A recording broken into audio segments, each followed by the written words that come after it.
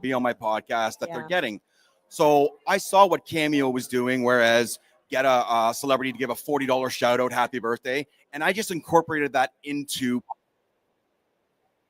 important because I'm trying to give the struggling podcaster an opportunity to not throw away their passion project. At the end of the day, you started a podcast because you had a passion for doing something. Why should you quit because you aren't getting the downloads that you automatically think that you're going to achieve just by starting a podcast?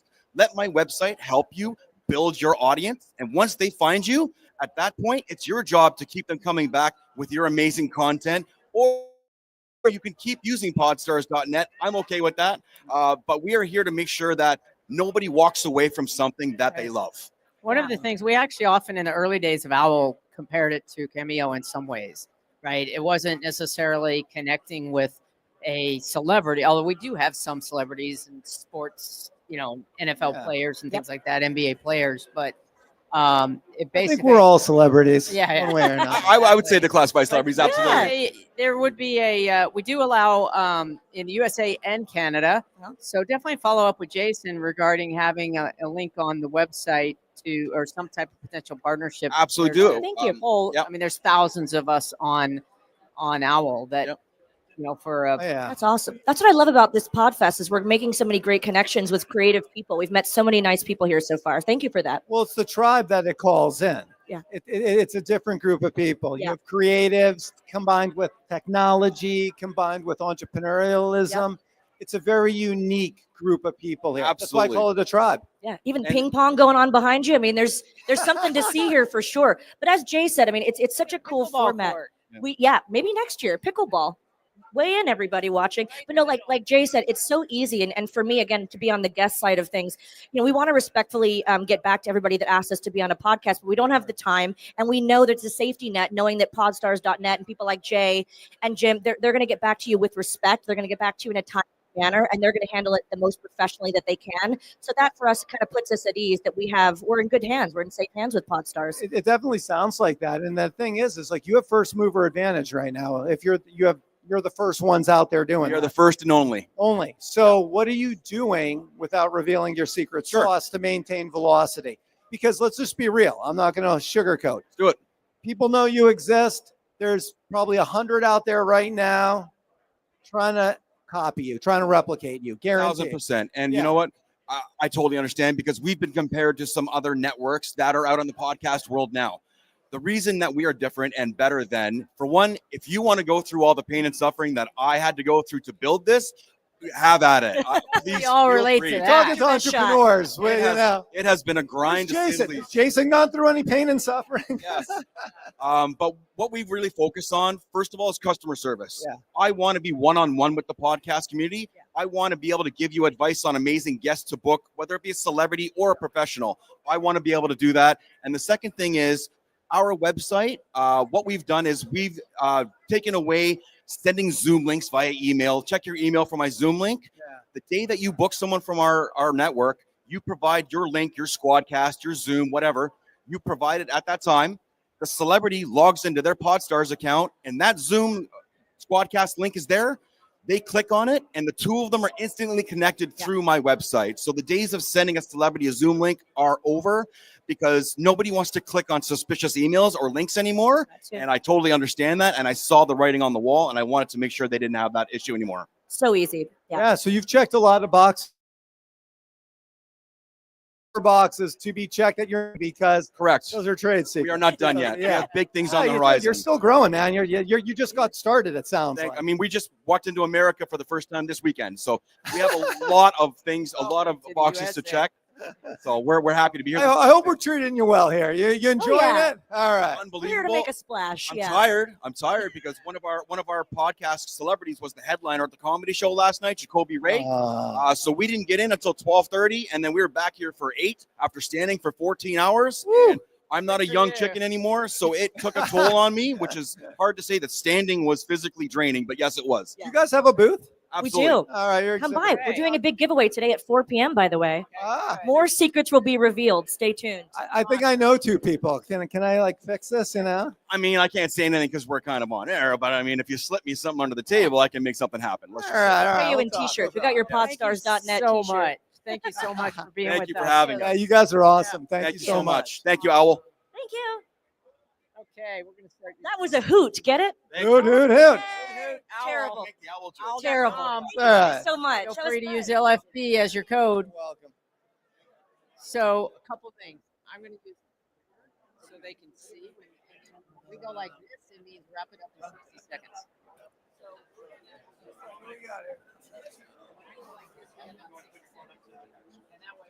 Oh, sure. Oh, I know, right? Stretch, I know. Exactly. Welcome, my friend. Hey, welcome. What was your name? Jeff. Jeff. I'm Cam. Caleb? My name is Corey McCorkle, but I go Little, by Cam. Yeah, all right. Cool. Little man. movement. How are you, man? Nice to meet you, Jeff. Little get up and move. Have you all interviewed people here that have completely disparate things going on? Yeah. We're just together. We're Yeah. not in the same 100%. That makes it even more interesting. Let's do it. 90%. All right. All right, good.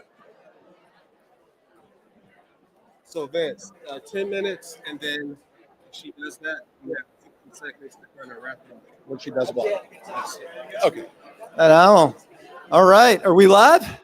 We are live, and we are being joined by Caleb. Did I say that right? Cam's brain. Cams. All right. And Vance. Vance, how you doing? All right. Tell us a little bit about yourself. So, hey, I'm Cam's brain. Cam. I have a podcast, kind of like a self-help type of podcast where I break down certain books, kind of figure out how I can use that in 3 different ways in my life, usually spiritually, and then to help my business, and then in relationships. So basically, that's why I'm here, what I typically do, and haven't been doing that too long. I think this is probably my 2nd year doing that.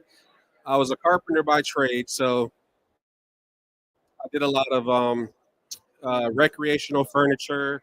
I did a lot of painting, videography, and photography. I try to infuse that as much as I possibly could in my past life of being a carpenter.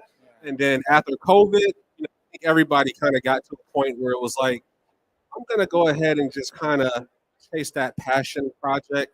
So my humble opinion is the podcast. It's on YouTube. And the channel is called Cam's Brain. And my name is Corey McCorkle, but I go by Cam because those are my initials. And so, yeah, I use that platform to be a big kid and do whatever comes in my brain at that time, which is why it's called Cam's Brain for the YouTube Love channel. it. That was an amazing intro. All right, Vance, let's hear all about it, man. What do you got? Well, I don't have a podcast. I came here today to sort of look around, Yeah. but it's maybe a transformational day for me. I've been writing a book for about 5 years, and I still hate it. And I think the reason I hate Hate writing or you hate the book? no, I hate my book. I love writing, but I hate. Wait, why do you hate the book? What's it doing to you that's so bad? Does it yell at you? I think No, it's challenging for him. it doesn't say what I need to say. Have So you I run it through AI? don't know, and I don't care to. Mm, My topic is mental health. maybe you're writing with too hard of a pen stroke. No. My topic is mental health. Yeah. I was a senior executive at corporate America for 40 years, and hated every minute of it, and wound up in a mental health hospital for a month, burned out. And through that experience and through my volunteer life now, I have figured out that too many executives waste a lot of time worrying about, is this job right for me or wrong for me, instead of just trying to focus on clearing the air with themselves and then making that decision without being under duress. Let me jump in here for a minute because there's actually I can relate to that as a high level corporate Wall Street corporate executive, C-suite. There's actually a term, neurological burnout, and brain shutdown. Yeah. And so it masks very similar to massive depressive disorder, treatment resistant depression. When you have a neurological burnout, it's not a chemical imbalance. I'm not a doctor, but I've done a lot of research and spent a lot of time under a neurological burnout. And your brain actually can shut down and you can't function. So you go from a highly functioning individual, I can see you can relate, to all of a sudden you can't function, you can't think, you can't talk, you can't so.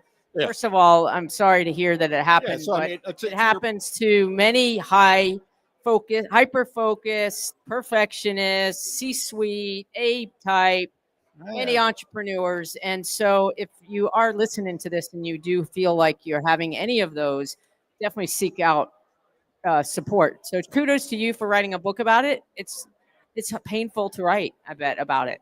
Yeah, and I think it's easier to talk about. I walk alongside a lot of business executives who are going through the same thing. I'm no charge them anything. It's just something that I decided I wanted to do after I felt better. And yeah, I think what happens is, in my case, my team would talk to me, and my brain would not register what they were saying, and I had to run back into my office and write it down real quick to make sure. And so while that's going on, what happens to a lot of folks, myself included, is that you're also going through this. My cycle was, do I hate my job because I'm depressed, or am I depressed because I hate my job? And you go through that cycle, and what happens to you is you realize you need to tackle both, but you don't need to tackle them both at the same time. Well, and you also only have so much bandwidth as an individual. Absolutely, especially in that condition. Yeah, no, in the corporate environment, when you have executives and it's high pressure, high stakes, it's go, go, go. And then they have a family on the side, they have a personal life on the side, maybe their mother gets sick, who knows? Life happens. Unfortunately, in the high pressure corporate environment, it's about the results of the company. And that's always on the forefront of the individual's mind. And when they get sucked into, and tell me if I'm off at all No, here. you're absolutely When right. they get sucked into this lifestyle, what ends up happening? Well, Joe, the other executive, he gets the new Lexus. So I get the BMW, and then before you know it, you're spending on a lifestyle which is so friggin' ridiculously expensive. The only way you can keep it up is by keeping your foot to the gas pedal. Yeah. And then before you know it, you're neglecting the family, you lose the wife, everything falls apart. So And I would This say, is a you know, great if you take that example, there are probably exponentially more executives whose handcuffs to that place are Yeah. related to, I have my kid in a certain school, or I have my Lean yeah, forward a invisible I have my handcuffs. family in a responsibility. certain neighborhood, or my wife's parents are nearby, so I can't, or my parents are nearby. So there are any number of reasons why people get attached, and they just it's a really tough thing. But you got to take it one step at a time. Yeah. And the new generation, I have 4 kids. Many of you might have kids, but the new gen, I always said that the millennials and the Z gen are going to be pushing that up culture and how they're treated, right? People leave leaders, not companies. So there are, Yeah. I'm feeling it more and more. I'm sensing it more and more. The boundaries, my daughter's about to graduate Georgia Tech, the type of companies that she's interested in working for, That's cool. their patience for that is very different. I'm the oldest person at the table. My patience and willingness as, and I was the lead provider in our household, sometimes the only provider in our household. Our focus on, of course, we've got this mortgage, it's changing, and this next generation. Part of it is they watched us. They sat, they were our kids, and they were, the friends. They were, their friends. They were watching their friends' parents. So I think that that's changing in a big way. Yeah, But writing about it is good. I think what I would caution a young person in that situation to do is realize that we're also in a period where companies are saying that they do those things more than they actually do them. Exactly. They're also it finding sounds that the good. kids walk. But here's the thing. I just want to slide this out there real fast is with the younger generation and people coming up, one of the key tenets to avoiding what you're helping people with is achieving a level of self-realization. Because here's the thing. I've built and sold companies. It's been my journey, but it's always been based on my passion, what I went after, surfing, cosmetics, different things. So I built these companies around my lifestyle, not based on what society told me to do, but instead what I wanted to do and integrated with me. So I was not burning out. When I'm putting in 120 hours a week, are you freaking kidding me? We're talking about surfing. I can do that all day long. Cam and I are here together. We both have that going on for us right now. Yeah. We're doing what brings truth. Well, now, you guys, hey, guess what? Life's giving you, here you go. Now it's time to skyrocket and show them that all this was training in the past. Watch out. Here comes Cam and Vance. Absolutely. I'm ready to see y'all rise. 100%. Yeah, All right. Buzz. Thanks. Awesome. Thank you.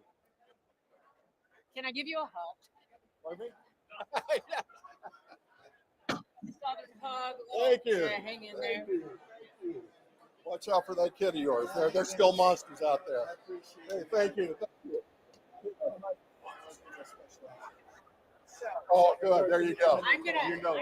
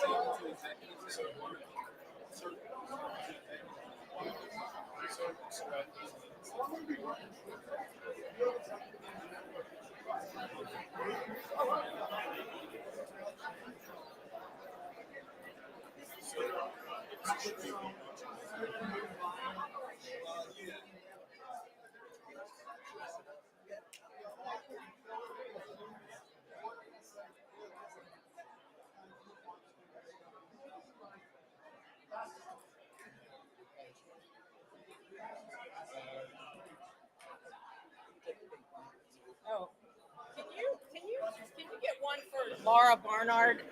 Can you guys have Ellie or someone make one for me?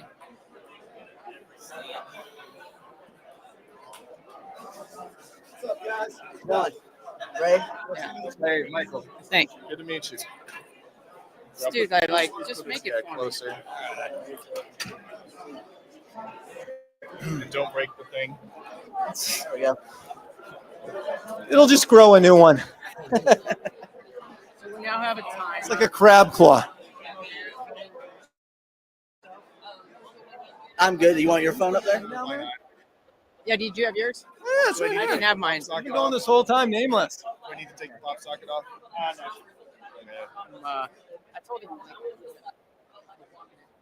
Yeah. Don't look at all my nudes. They're pretty tasteful, though. I have pasties on. This isn't like Channel 5 or Oh, something. Lord. All right, guys, welcome. Thank Hello. you, thank you. Hello. All right, let's start with Michael. Who are you? What are you doing here? Why are you sitting at our table? Well, we just wandered up and someone told us to sit down. Oh, good. So, yeah, Ray and I both share a podcast together. We're co-hosts of Just Because Gaming. Just because gaming? Yes, it's a video God. game. It's a kind of news and just opinionated type thing about it. What we talk about video games, what we're playing, what's new coming out. Do it just because. Hardware and stuff. Yeah. Just because. We were trying to think of a name, and we were like, we pitched back and forth a bunch of names, and we were like, we need to figure out something just because. And I was like, hey, that works. and we looked, it was available, so we took it. But Works for me. but yeah, some of the other ones were Why are there guests on our podcast? Just because. exactly. Our favorite word, just because. There you go. There you go. There you go. And yeah, for us, we've been friends for a long time, and video gaming has been like a common theme, like in our friendship and in our families as well, like in my family and his. And so we've talked so much. A lot of our phone conversations turned into, oh, hey, did you see this new trailer for this game? Or did you hear about this console or something like that? And eventually we were just like, we should just talk about that like as the actual thing. So Yeah. we Let's record our conversation and see if it does anything. Yeah. Started as just a hobby kind of thing, and it's building. So we're So like, it's a well, let's keep business going. now. Is it a business? You're generating revenue. No, we're not to that point yet, but we some revenue, getting very there. little. Just because. What would you how would you monetize it? Would you want to consult or would you want to advise? How would you want to monetize it? It's basically entertainment. So think of like, You want to ad spend or yeah. So think about like PewDiePie and stuff like that. And then yes, advertising revenue from like one of the ones we're trying to target is Razer, like Razer cameras and controllers and stuff like that. So we're where trying. do you have your podcast on YouTube or Apple? We started on Buzzsprout with Okay. doing audio podcasts, and then we researched how to do video podcasts, and we've been on YouTube. the next step for us will be to start streaming. Multi-streaming Yeah. across platforms. Yeah. So we'll be on like Twitch and things like that too. So yeah, we're trying to expand as much as possible. You know, and even including, you know, getting on Owwll. How many a week? How often do you guys shoot? So- We try to do it. We were trying to do it once a week, but of course you've got family and sickness and other things have kind of gotten away. It's just the two of us doing all this, all the editing and everything. wow. So Yeah. we're at least every other week we're putting one out. It's a two-man show. It's either, like you said, it's either every week or every other week. Got it. But no longer than more than every 2 weeks. At the minimum, it's every 2 weeks. Yes, except for recently because of Christmas and everything. Kind of We had to take a little break. during I'm the hearing holidays. excuses coming up here. Yeah, we got a few, but we were Should doing have had really Santa good up Claus to jump on the podcast. How much time do you spend editing? You know that's I'm one not a of the, big editor. I just put it out there. I do it and I hate it, and that's why I see a lot of these booths here where they advertise editing, and I'm like, but how much though? Because editing for me, like we'll do a lot of the video together, and then I've broken up the editing into two phases. One is like cutting out the junk, like a lot of the uhs and yes, and just random sounds like a sneeze or a cough or something. And then the other part is adding images and like video clips for what we're talking about in there. Front entry and your last. Yeah, exactly. So here's the thing.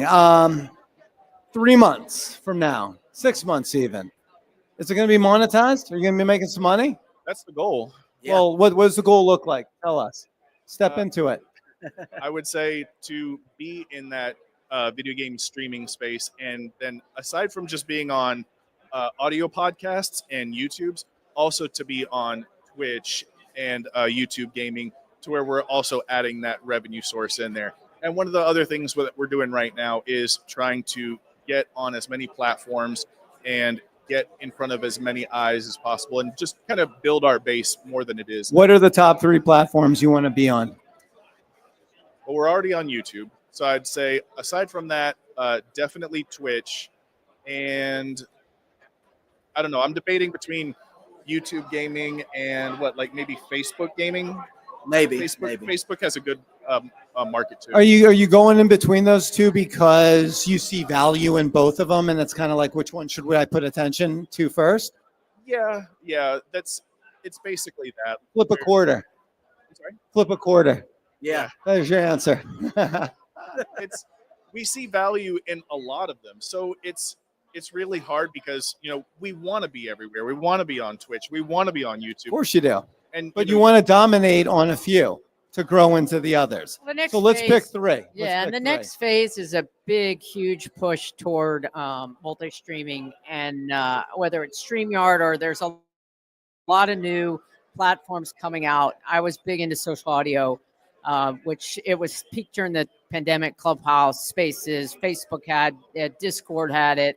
There were a whole bunch that LinkedIn had it and then got rid of it. Spotify had it and got rid of it. But what's happening now is a combination of audio and video. And what's to come in the next year is a number of new platforms where they will monetize themselves through some type of pro subscription, $9.99 or $19.99 a month.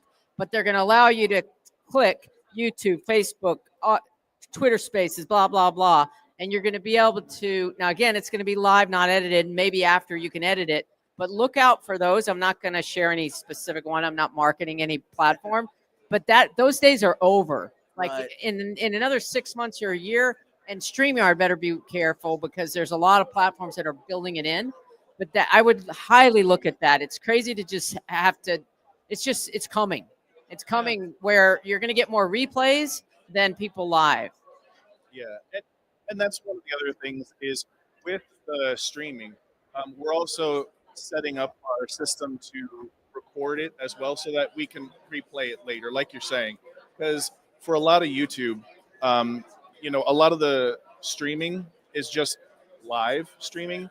But if you record it as well on a local machine, like on a editing PC or something, you can also upload it as like a watch later type thing. All right, so we have 1 minute. So I want to give you guys both a chance to just tell everybody how to find you guys. Where are you, and how do we find out about this amazing podcast? Where do we go? So the easiest way to find us on any of the podcasting platforms, you just look for Just Because Gaming. Just Because Gaming. Same thing with All right. YouTube, or you can go to justbecausegaming.com. Just And Because Gaming. that has all our social links on there, as well as it has articles. It has Are you guys on the Owwll too?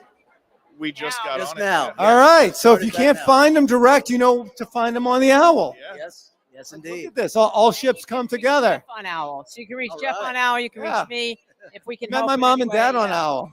All right. Not Reach out to you like 2 a.m. on a Tuesday. Yeah, Is that yeah. good? There you go. Live. We're only live when we're live. Ah! All right. All right. Awesome. Well, listen, guys, thank you so much for being on here. We really appreciate you. All right. Thank you.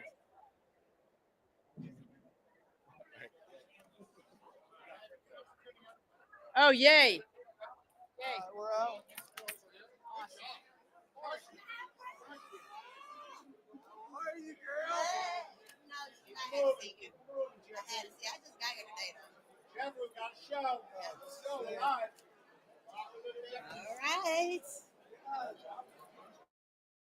Hello, let's get it. Hey, hey, hey. Absolutely. You all, so we're going to have our next guest coming up very soon. All right, so if y'all in the building, you all should be here. If you anybody, make sure you make it over here to the Owwll. Let's go. Get over Make to the it Owwll here. Up. The Come last get 2 your hours of this expo where we will be open. If you want to get on the show, we have someone coming into the booth with 22 million followers. Get on in here. And we got some monkeys actually really coming on the show. This is going to be cool. Yes, are you excited? How are you, What's Mr. happening? Gio? How you doing? I'm Mr. Gio. How you doing? I'm good. I'm the one and only loyalty. All right, all right. Absolutely. From So here? From where? I'm from Atlanta. Atlanta. Yes. Oh, wow, So wow. where you originally from, Mr. Gio? Well, originally from Italy. Anybody from Oh. Italy here? Italy. Yeah. Italian. Yeah. I But love I've been it. in Miami forever. Absolutely. Ooh, so I see some amazing people. All right. Good afternoon. Hi. What's happening? Chase, What's going on? Jesse, how you doing? There you go, Gio. Good. How about you guys? Yeah, good. Good, thank you. Where are you guys coming from? So I'm originally from Detroit and Okay. relocated to the DMV area about 3 years ago. So, All right, she a Lions fan. Y'all see her. Y'all see how she rocking it. Okay, Chase, where you from? I'm originally from New Zealand, but today I'm here from Gold Coast of Australia. So Italy? Italy in the building? It's an In international America. panel. International panel. took me like 24 hours to get here. Listen, wow, get out of here. Wow. When do you go back? I go to New York after this for about a week, and then I head back. So when you go like that far, you have to like You gotta enjoy a few it. days in Miami. See, at least a month. I was there. Listen, what do you guys do? So I'm the chief revenue officer of Mopod, which is the largest driver of audience growth for many of the most prominent podcasts and podcast networks in the United States and the United Kingdom. I've heard of Mopar. That's us. I've heard of it, yes. And what about you, Jessica? and so for me, I'm the host of Everybody Can Go Combos, the podcast. I'm a podcast host and an author and consultant. Oh, I love That's it. only audio or audio and video? Actually, I started out as a video podcast, and then later I added audio. So I do both. Amazing. I don't work out because I'm more of a video podcaster. I don't know. I like the camera. I like being seen, but I think my audience kind of expect that too, especially since I started that way. So how did that work for you? You know, transitioning from just doing video and then you also include your audio. So when I was first starting out on my podcast, I ended up doing a video podcast because it was easier for me to set up and record and to post. So I started out with doing my podcast on YouTube first. And then after I was about 36, almost 40 episodes in, and I was introduced to Buzzsprout. And I'm like, well, I personally enjoy consuming my podcast audio only. So even if I'm watching on YouTube, I'm putting it on TV and I'm turning it way up, listening to it while I'm cleaning up, while I'm doing things around the house. And I'm like, oh, wait a minute. I'm catering to a certain audience. And I'm like, what if there are people in my audience that want to just do the audio version and may not necessarily want to? Well, listen to this statistic. The biggest audio podcast platforms in the world is YouTube, because people do exactly what you're describing. They don't watch it, they listen. They listen. And even if they start watching it, they would still just end up listening. I'm guilty of it too. So I like your narrative of how you took like what works for you and how you enjoy your podcast, and then you brought that into your own podcast. So for you, like, do you have a podcast for one? I know I have had podcasts. In the Okay. past, so we had the Automatic C-Suite, and currently MoPod also produces Friday Night Karaoke, which I'm not a host of, but occasionally I'm a guest host. So I've gone, like, for me, when I started a podcast, it was just purely so that I could go through the experience of what my customers were going through. I wanted to better understand what they were going through and the challenges with growth, which is the problem that we solve at MoPod. So yeah, we did one season, 6 episodes, and it was a ton of fun. But I think it's really interesting what you're saying about video and podcasting, because especially the way you've done it, you started with video, now you're kind of starting to focus more on audio. I think YouTube it can be overlooked by the kind of audio first audience, just purely from the fact that the organic growth engine of YouTube is so much better than that of like Spotify and Apple. At the end of the day, when you get onto YouTube, you can go down a hole of just like listening to podcasts and podcasts, and like even if it's just clips. But that never happens. You never go down a Spotify hole of listening to like you're gonna tons listen of to different that podcasts. episode. Otherwise, you'd probably be there for like 24 hours, and you might have listened to like 3 shows. But yeah, so I think that's that's something that we're always kind of looking at MoPod is like what are the trends that content creators like yourself are seeing right now, and we're kind of seeing the opportunity, and then we kind of try and build products on the back of that help kind of speed up that process or at least amplify the results of it. Chase, I kind of like your narrative too, though, right? Because to what you're saying, it's almost like you're funneling when you're inside of YouTube. Because to your point, if somebody click on a video, they may watch a few moments of it and they may lose interest, but then they're going to somebody else's video, so they're spending time on that. So it's a great leeway to other people's content as well. And so, yeah, they might just be listening. That might be true. But then it kind of helps increase engagement for others as well, even though they may not physically be looking at it, because we can't tell whether they're looking at it unless touch somebody's iris, of course. But I could definitely see your viewpoint too. So I think it's beneficial to do both. I mean, the audio, I can see that being beneficial for maybe someone that's in the car and they can't have the visibility of it. But the video portion of it and how you can funnel through different people's content is beneficial for overall. And you have even if you're just passively listening in the kitchen while it's playing on the TV and in the other room, once that podcast finishes, then YouTube automatically starts playing something else, and before you know it, you've been listening to some podcast you never heard of before for like 20 minutes. You're like, okay, this is pretty good. Well, the other thing with video is that you get video ads, and video ads pay more than audio ads. So always have a video strategy in mind. Otherwise, you're not going to make as much money as you can. If the strategy is monetization, right? And it leads me to the next question: how do you monetize your video? So currently, my podcast is just adding value. People are able to funnel through, go straight to our website, find out what workshops we have coming up. I do have books and journals available. I do coaching and challenges. So you use it to kind of be more informational for what you're offering to your audience. Yes. You're growing the community. That's what you're doing. You're growing your community. And if people choose to participate in the private community, they want to continue the conversation outside of those comments, or if you're looking if you want to drill in a bit more on specific topics or subjects, some of my podcast subjects, they're doing numbers far more than other episodes because of the specific way that I'm talking about how everybody can't go applies to everyone's life. There are some topics that people are more interested in than others, and some of those conversations they continue And I kind of use that to choose like what path are we going to go down and Right. see Figure it out. episodes. So I wanted to ask you, while we're wrapping it up, right? Like, what are some of the biggest things from the Mopod platform where your clients have benefited from, like the advantages?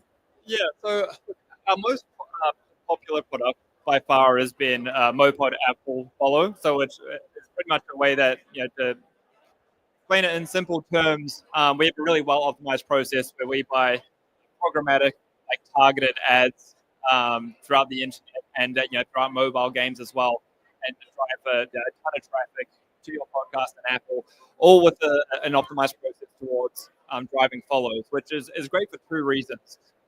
One, getting a follower that's a deeply engaged action, right? Someone who's going to be notified of like future episode releases, they're going to come back to listen more. But also, it just so happens that when you get a meaningful growth in a relatively short amount of time, that can really, in some cases, improve a podcast position within the Apple chart rankings. And then all of a sudden, if you're a business podcast, and then you make it into like, the top 10, the top 20 of, all US business podcasts, the people that are looking for podcasts like yours are going to find it there. And then you're going to get like this kind of ongoing organic effect on growth. And on the back of that, we've also just released a new product that's completely free. It's a website, charts.mopod.com, that anyone can go to look up their podcast and actually see where they're ranking within the various different categories of the Apple podcast charts across not just the United States, but all the other countries that Apple Podcasts operates in. That's big. So I would tell you all, make sure y'all go visit. I think that's really big, especially because it's free. Okay, y'all heard free 99. Okay, it don't cost you a dime. I love it. So last but not least, about to wrap this up. But how can they reach out to you all? Okay, we can start with the lady first. So you can find us at on YouTube at Everybody Can't Go Combos in the search bar, and you can also listen to us wherever you listen to your podcast on Apple, Spotify, and other audio streaming platforms. Awesome. And what about you? Mopod.com. Easy. MOWPOD. Okay, y'all heard it here first. All right. All right. Thank you, guys. Thank you. Bye bye. Yes, I really enjoyed this conversation. I'm not sure about you, but very informative. Interesting. I say something all the time. Video is the new voice. Right. You gotta use video in order really to communicate, and there's money to be made with video. Right, and I'm interested. I want to see what Mopod may have, so I think I'm gonna visit the site, and they got some free tools that we learned about. So very excited. Free is good. Free is good. Absolutely. So it looks like we got another guest coming down. Let's see who we have. What's good? Right, Joe. Mr. Joe Warner, how are you? You said my name right. Almost never. No one ever says that. Joe, what do you do? I'm just trying not to be the average Joe. So I do quite a few things. You said you're trying not to be the average Joe. I like that. Yeah. So you're more than average. Yeah. Extraordinary. Here, maybe I'll just kind of share. Like 2 days ago, I was training a 9-figure global sales company in Orlando. So I was speaking to them, training them for 7 hours. So that's part of what I do. Okay. All right. So just a good health coach. Got Built for the Cold podcast coming just on like how to not blame the God when all the D's of life happen. Doubt, divorce. Hold on, say that again. Say it again. How to not blame the God when all the D's in your life happen. Death, divorce, health, demons, all kinds of D's. So I just moved from Phoenix back to Wisconsin. I actually prefer the cold, so I'm built for the cold. Oh, wow. But I'm also a cold call coach. Listen, in terms of health, what type of diet do you use? Are you a carnivore? I actually do the seafood diet. So I like seafood. No, when I seafood, I eat it. Oh, yeah. Oh, look, I thought he was talking about real seafood. I'm like, I love seafood. I moved to carnivore. Seafood is like the leanest protein you can get. It is. So yeah, I've been training. Like I've been a physical trainer. I was gonna say you look pretty fit, y'all. Yeah, I've been doing it for a little bit here. About 20 years of training consistently. So listen to this. I did 2 years on carnivore. 2 years on carnivore diet. It makes Oh yeah. No carbs whatsoever. Yeah, so I've done all kinds of different things. Yeah. I mean, you got the Right, diet. right, right. You gotta find the one. Oh, you got You gotta find the one that fits you. You know. Yeah. I mean, the one that I do that a lot of my clients use is just like it's intuitive eating. So you mainly try and hit your protein, and you supplement with the fat that kind of goes with whatever you're adding. You get dressing to your salad, or you're adding some kind of like avocado or something, Yeah. and then your carbs you eat based off your energy. Just make sure you're drinking enough water. I've never tracked calories. I've never tracked macros, and I've been doing this for 20 years. Wow. Awesome. Well, it's paying off. Yeah, I Definitely look appreciate good. I also go to the gym, so you have to go to the gym. You can't just You gotta do exercise. Yeah, exactly. I think what is it? It's a balance. So most of it is diet, and then a small percentage of it still got to be fit. Too. I would argue 90% is diet, 10% is sleep, stress, hydration. That's 10%. 90% is diet if you want actual physique change. Yeah. Oh no, he dropped the. Oh my God! Look at this. Is that a monkey? We got Oh a my monkey. God! Yeah, we have what? guests. I'm like Ross from Friends right now. Oh, look Yeah, at hey, no, wait. There are two. No, I'm not not. friends, y'all. Hey, this needs to go like viral right now. I'm a with a monkey. Yes, how you feeling? This is, Are you I eating? never had a Oh, podcast I'm with a good. monkey I'm before. good because as a kid it was like monkey bars, but now I'm actually bars at the gym, and now there's a monkey on my back. So it kind of changed a little bit. So Joe, look, it makes me want to say, I feel like Alan on Hangover, y'all, when he was like, I never get to keep no monkey. I'm Wow. legitimately Ross from Friends right now. Oh yeah. Marcel. Oh, get out of Oh, here. Exactly. Hi, Listen, they're beautiful. What are they Guy like eating? What myself. are they eating? A lollipop? So they can do that? Sugar? Man, I want a Hey, monkey sugar. now. They would be good. This thing is Yeah. Oh, look at What do they usually eat? What's up, buddy? Anything we eat. Anything we eat. Anything Hold we on. eat. I'm sorry. Amazing. I gotta Yeah. live this. OMG. How often That's do you great. have a monkey that's on a guest podcast and the monkey is talking? We Listen, have and our special guest, y'all. it's in the How house. adorable. You leave them open. With the They owls, walk too. around the house, or Yeah, they do. they do. Look at that. Oh wow! Oh my gosh. What are the names? What are the names? That's Kinsey. OMG. Kinsey. Kinsey. And this is Oh, what's up? Kinsey. There you go. And this is Kingston. Oh, very good. Listen, this is probably the funnest I've ever had Oh my at Podfest, Wow. okay? And how long Maybe have you have had fun them? with the monkeys, I have y'all. four. This is so- 4 years. I have four You have total. 4 of them. I have a 24-year-old, So cool. 11-year-old, Kinsey's 3, and Kingston's 1. This is. Oh wow! I just saw your pen. Oh, He just Is stole that legal? my dude, I Is this in marker. there? man. What's Let up? the monkey just steal my marker. No, you can't eat it. What's buddy. up? He's a pickpocket. It's lower. He'll actually take things out of your pocket. How old are they? How old Can I are they? get my marker back? And 1. Oh, okay. Amazing. Yeah. Oh! Oh my God! Okay. Here. No. Okay. If this somehow does not I've go never viral, had a monkey on my head, y'all. Oh,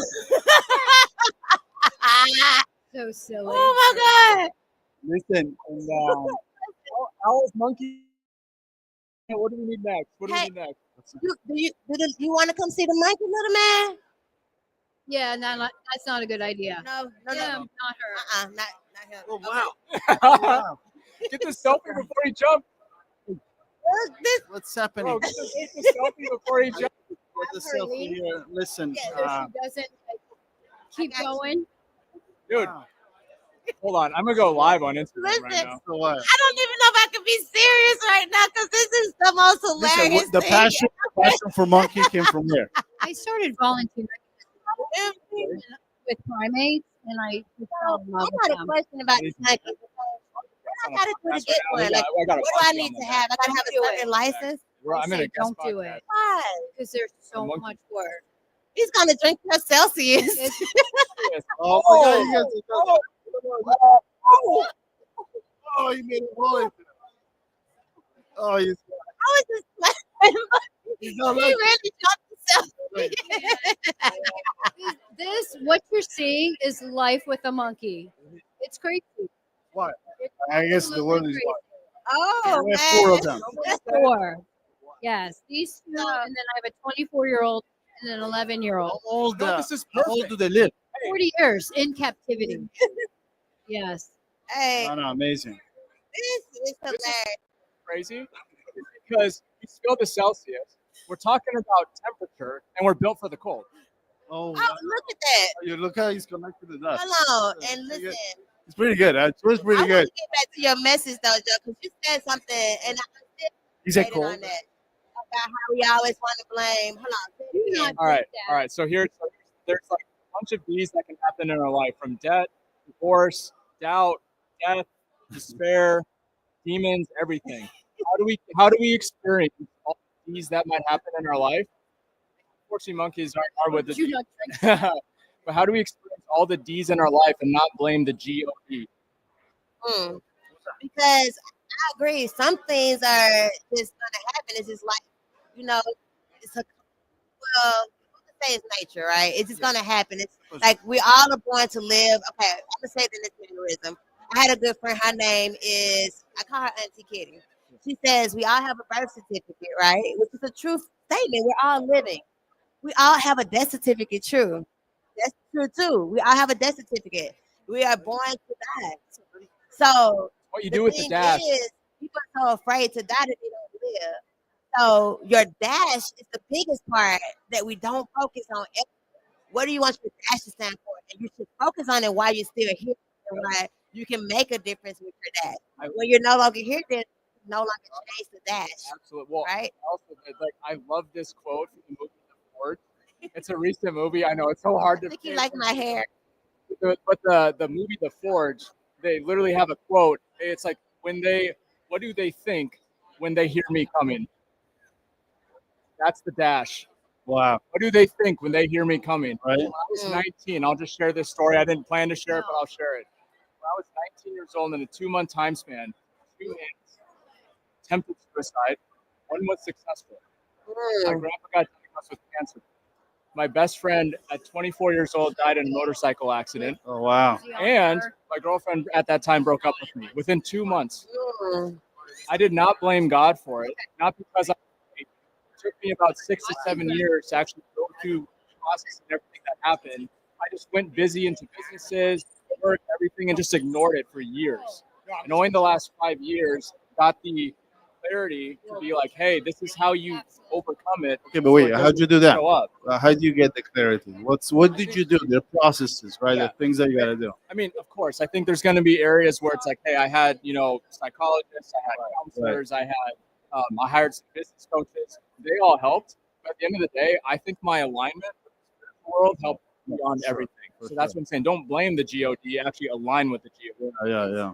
I love that. So listen, Dave, I didn't take anything from this. The monkeys are fun, but that was the most valuable thing I took from the show, was about not blaming the G-O-D when we face the D's, because life can be challenging, but God I don't think he ever intentionally wants to make our life worse, okay? He give us free will to choose good and right, like what's right and what's wrong, and we know the difference, and he wants you to willingly choose him, right? But he's never going to intentionally make his people suffer. I don't think that's true. He allows us to make choices, and when we make certain choices, if it's either we have our life to us or we have choices. Those are the two things that make us. And what happens sometimes when life happens to us, he's actually building us for the purpose that he has for us, so he can actually trust us, because someone who isn't battle tested can't be trusted. Absolutely. Someone who's battle tested can't be trusted. Right. So God is actually building people's purpose through their struggle. Are you going to let that struggle become a victim mentality, or are you going to let it become actually the breakthrough someone else needs to hear so that they know they can go do it? Oh, wow. Yeah. So, Joe, I really like what you said.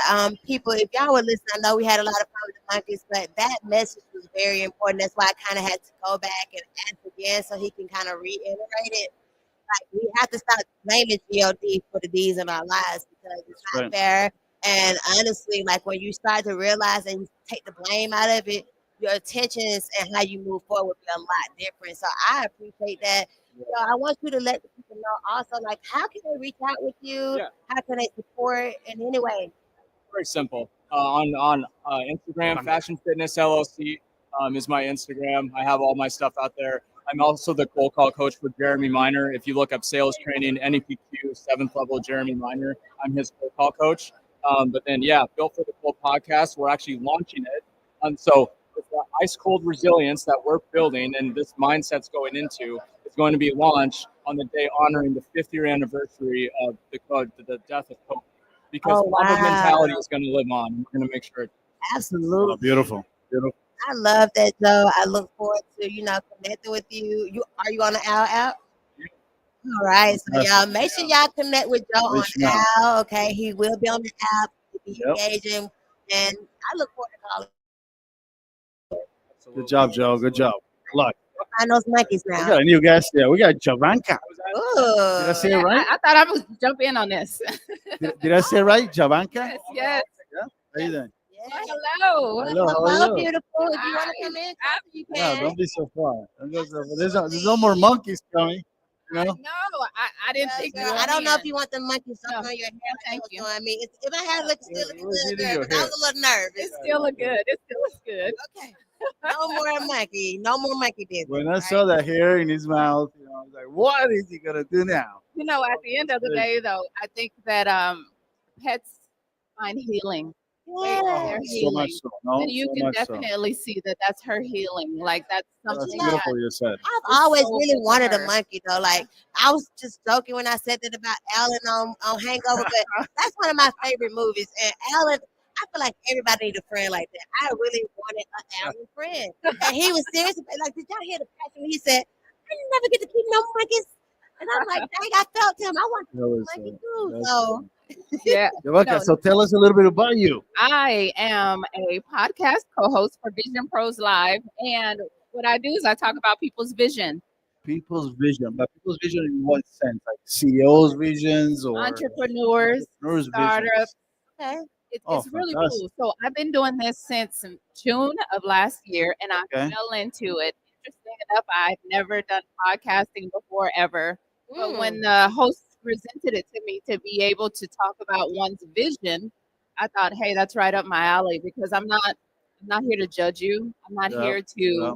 dictate on what you do and how you do it. I can actually ask you how you got here, what made you get here, and what are the experiences that you involved you getting to where you are. What's the best answer you heard? What's the best answer you heard?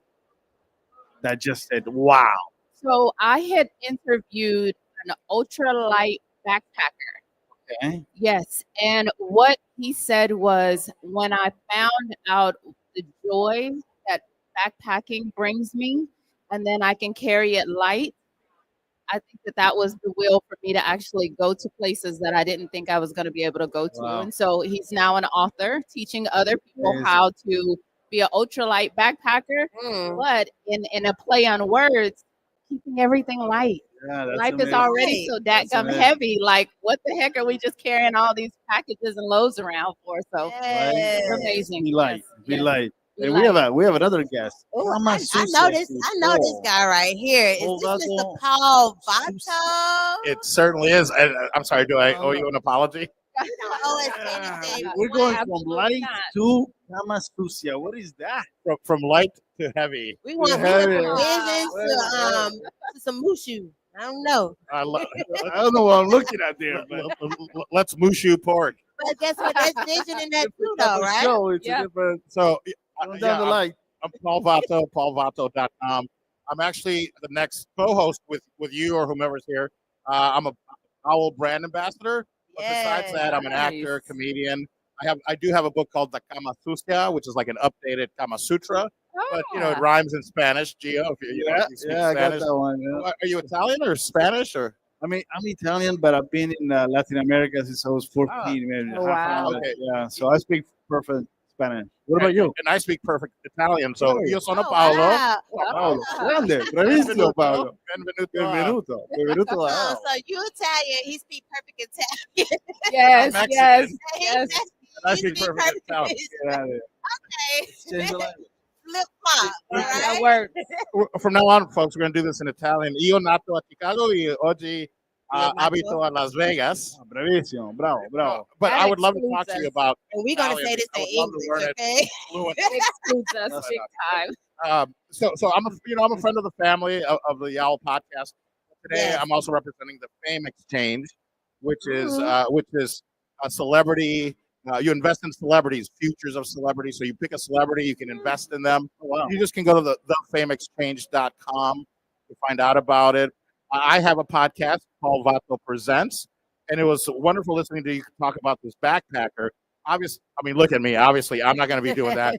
But I interviewed someone who was a barefoot advocate, and it just reminded me of him.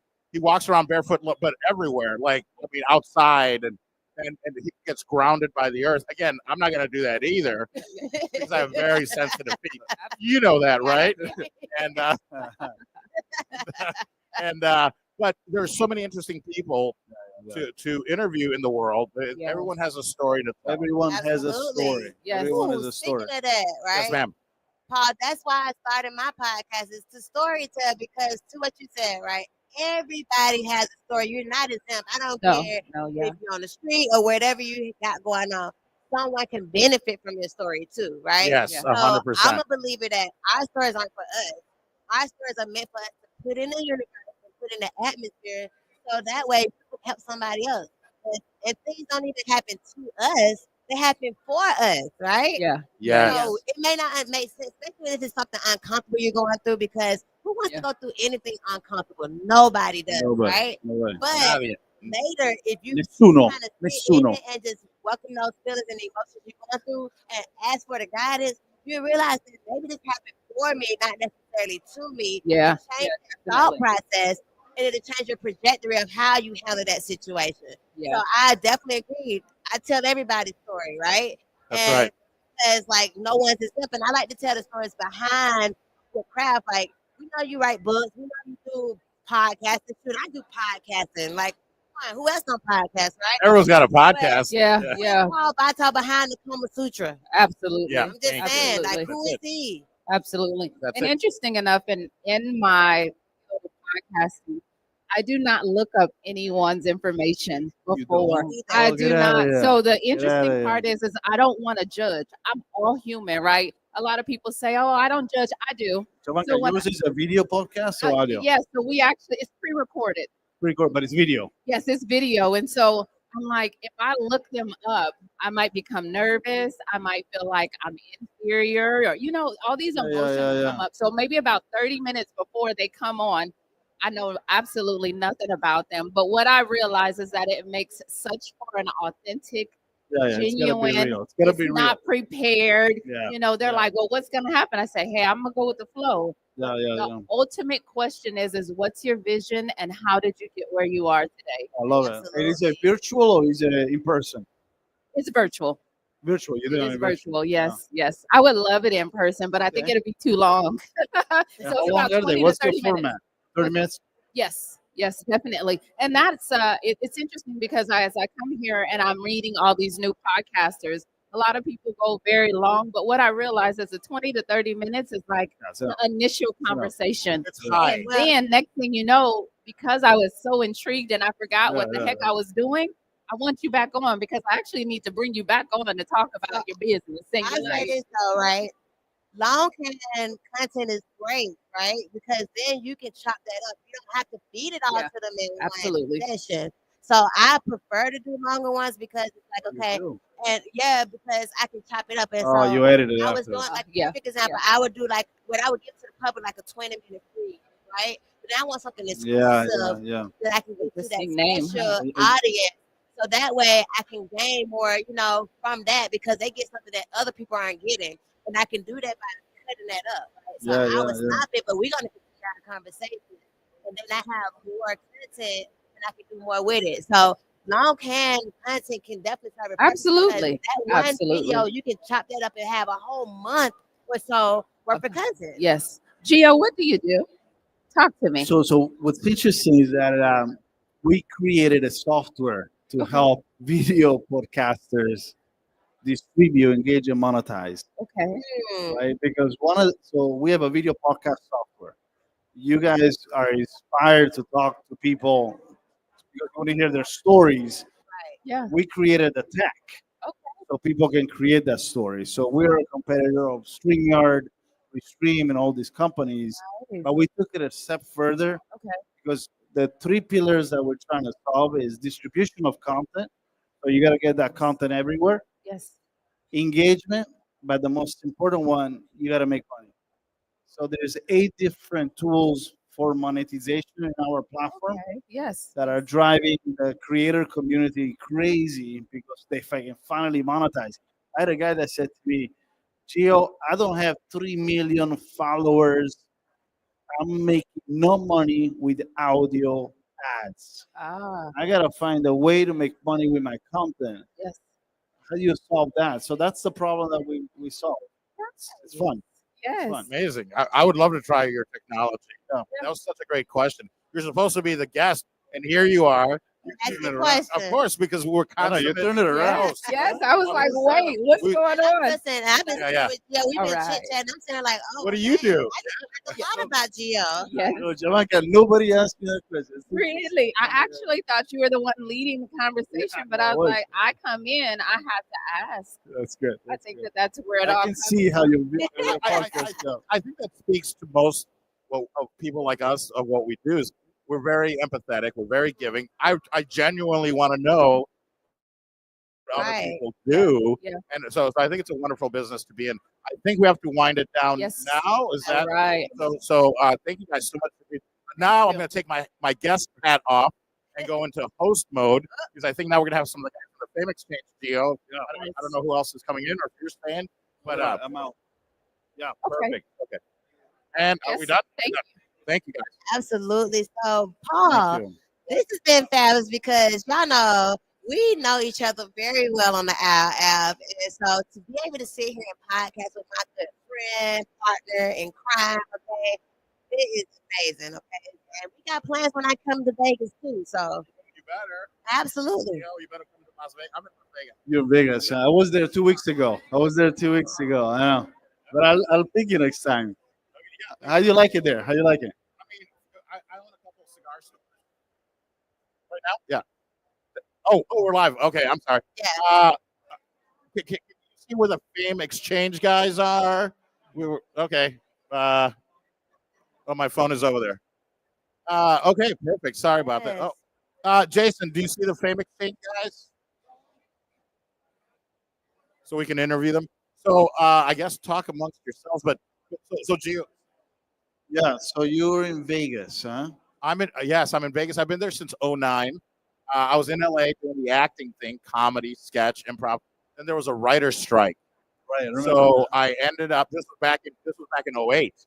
Back in 2008, and then my ex-wife and I moved to Las Vegas. We met a casino owner that loves cigars, Terry Cottle, who owns Binions in Fort Queens, which is on Fremont Street. So we ended up opening up Vato Cigars inside Binions Casino. I was there for about 12, 13 years. Look at it. Yeah. And then now I've gotten back into acting. I was gonna say, how can you leave comedy? I couldn't. I can't. I couldn't because it brings me so much joy. I did the improv last night. My partner Steve Kimbrough and I, my business partner Steve Kimbrough and I. I know you're gonna say that. No, after you say you're divorced, you're gonna say it. We created the comedy track for Podfest. Okay. So which there has you been go. going on. So we hosted the stand-up comedy show. Today I'm doing a talk on the power of yes and, which is an improv technique. That's the cornerstone of improv, long form improv, short form improv, comedy improv, dramatic improv, yes and agreement and expansion. So I agree with you. And you can say no to you can say no to the idea, but you have to say yes to the person. So yes, I will listen to what you have to say. And I'm going to give you another gift. And when you build a scene, you kind of build it that way, upside down. I give you a gift of yes, you agree with it, and then you give me back 2 blocks, then I give you back 3 blocks, and we build a scene that either implodes or explodes. So yes. I brought you a special gift. Flying them over. Oh my God! Is your last name Rodriguez? Because that's my real last name, but I go by Paul Vato. Okay. So who is this I beautiful? know. What's going on? Where's your name? Hey, here? what happened? No monkeys though. There's no monkeys. Doctor. Okay. Hello, Dr. Sex Fairy. Oh. Hey. Your last book? I'm instantly in love. Yeah. Well, you have the Kama Sutra. I have Kama Sutras. Yeah. Hold Listen, on, we got to listen, speak about this What's now. going on I now? don't need more competition. What's going on here? What's going But on? I'm Where's glad the that book? you're. Yeah, tell us about your book. Yeah. I don't have a book yet, but Hold I on, do you have said a you got the Bama. podcast, Hold on, you said you got the Bama Susha. Bava Sutra. My last name is Bava. I'm Dr. Baba Bava. Susha. Yeah.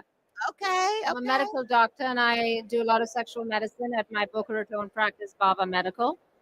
So Dr. Sex Fairy is my podcast. It is something that I use Artistic on name. social media. Nice. And, sexual medicine can be very, Okay. nerve-wracking. I have a Talk question. about it. I got a question. Sexual medicine, is Right. it toys?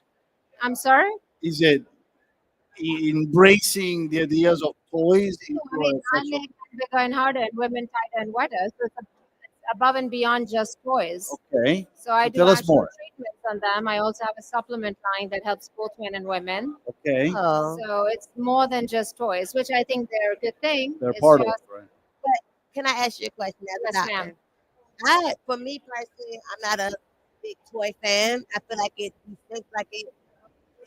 desensitizes or it makes it where you're not able to get your arousal from the penetration, more or less. I think it depends. I don't think the toy is the issue. I think there are a couple of different issues. For instance, women are more likely to orgasm clitorally externally. So it's not that you're using a toy, so penetrative sex isn't working. I think penetrative sex, orgasms from that take a lot more work. They can happen, they just take more work. And I think the issue is also that if you use the toy, same toy, and you use it the same way, then you can desensitize yourself a little bit. But if you change up also the pressure, the intensity, things like that, then it's not as much of an issue. Or what about sometimes maybe doing some masturbation or whatever that someone can overly stimulate themselves and that can desensitize them, like if they do it. Well, if they do it too much with the same exact toy and they're using a lot of pressure, then possibly. But usually it isn't an issue. And also, if you have one, you can just have another one, change it up, mix it up. Then it's a lot easier. Let's say from that way. I like this conversation because I feel like sexual exploitation, like your sexual gratification is your own, like that's your That's responsibility, personal. right? Yeah. So you have to know your body in order to explore that. So if you don't properly know your body and the things, like if you haven't truly explored your body, how do you know what is going to satisfy you to that level? Well, I agree. And I also talk about the orgasm gap on the Dr. Sex Fairy podcast. So do you work with a lot of couples or I work with individuals? couples and also individuals. Sometimes they come as individuals and then they bring their partner eventually. When the partner sees what's happening to their ability to orgasm, their ability to perform, then very often they want to get in on the party. Absolutely. But as I was just saying, the orgasm gap is a real thing. So women are orgasming less than their heterosexual partners.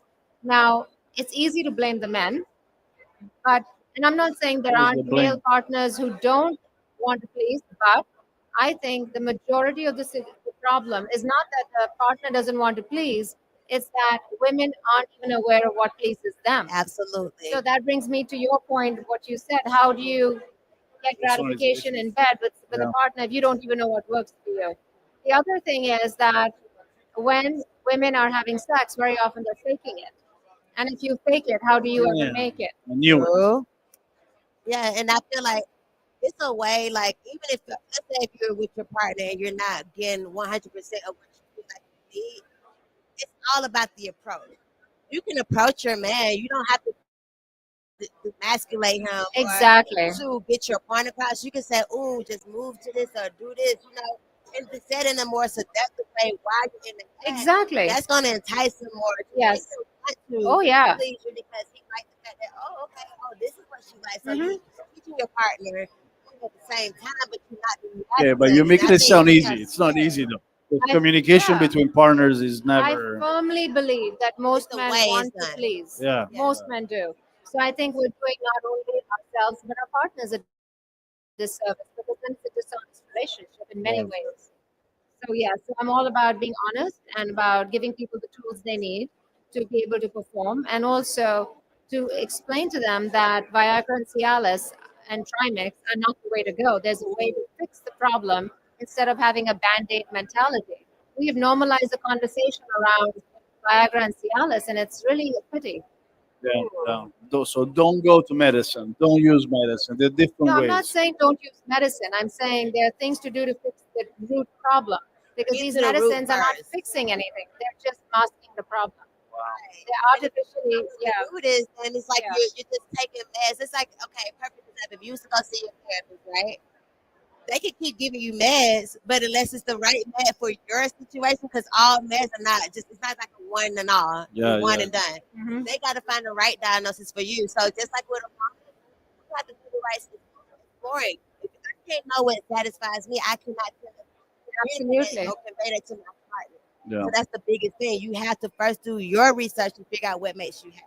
Yes, So I and really like you have to own your own pleasure, and you have to be a good partner to your spouse or your significant other by being honest with them and by, increasing the honesty of your relationship, and that improves everything in the bedroom.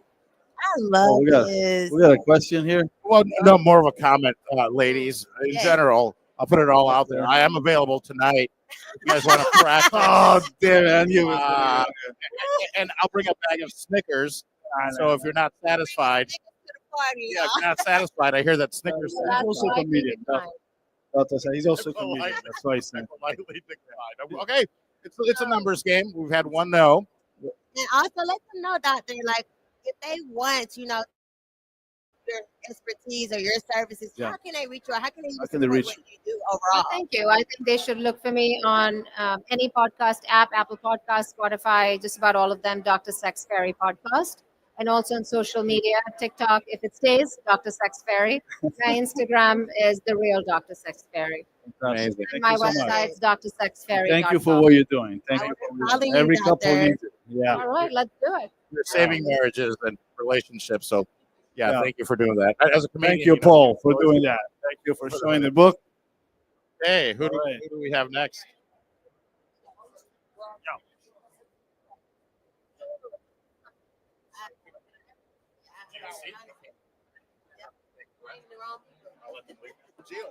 We should talk. Yes. Okay. Okay. Yep.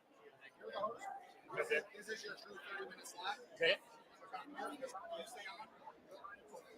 Okay. Okay. So three. Gotcha. Okay. So I'll tell this guy to get mine.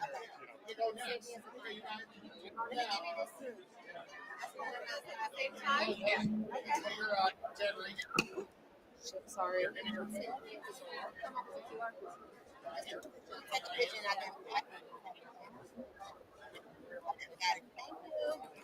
All right, all right, all right. So yes, beautiful. Look at you. I love this we got to keep it natural. Hello. So who do we have? Pull this back. Jesse and Jessica. Anissa, right? And we got Oh, Jessica. Sorry, Jessica. Jessica. So hello, ladies. How are you? Hey, great. Thank you. Awesome. So we are happy to have you, ladies. And we're going to start by allowing you all to introduce yourself. So Miss Jessica, we'll start with you, and then we're going to work our way to Miss Anissa. Well, I'm Jessica, and I have a faith-based podcast called Broken to Beautiful, and it just outlines my journey and what I've been through in healing with Christ, also while helping other women, conquer those same issues and hurdles in the daily life.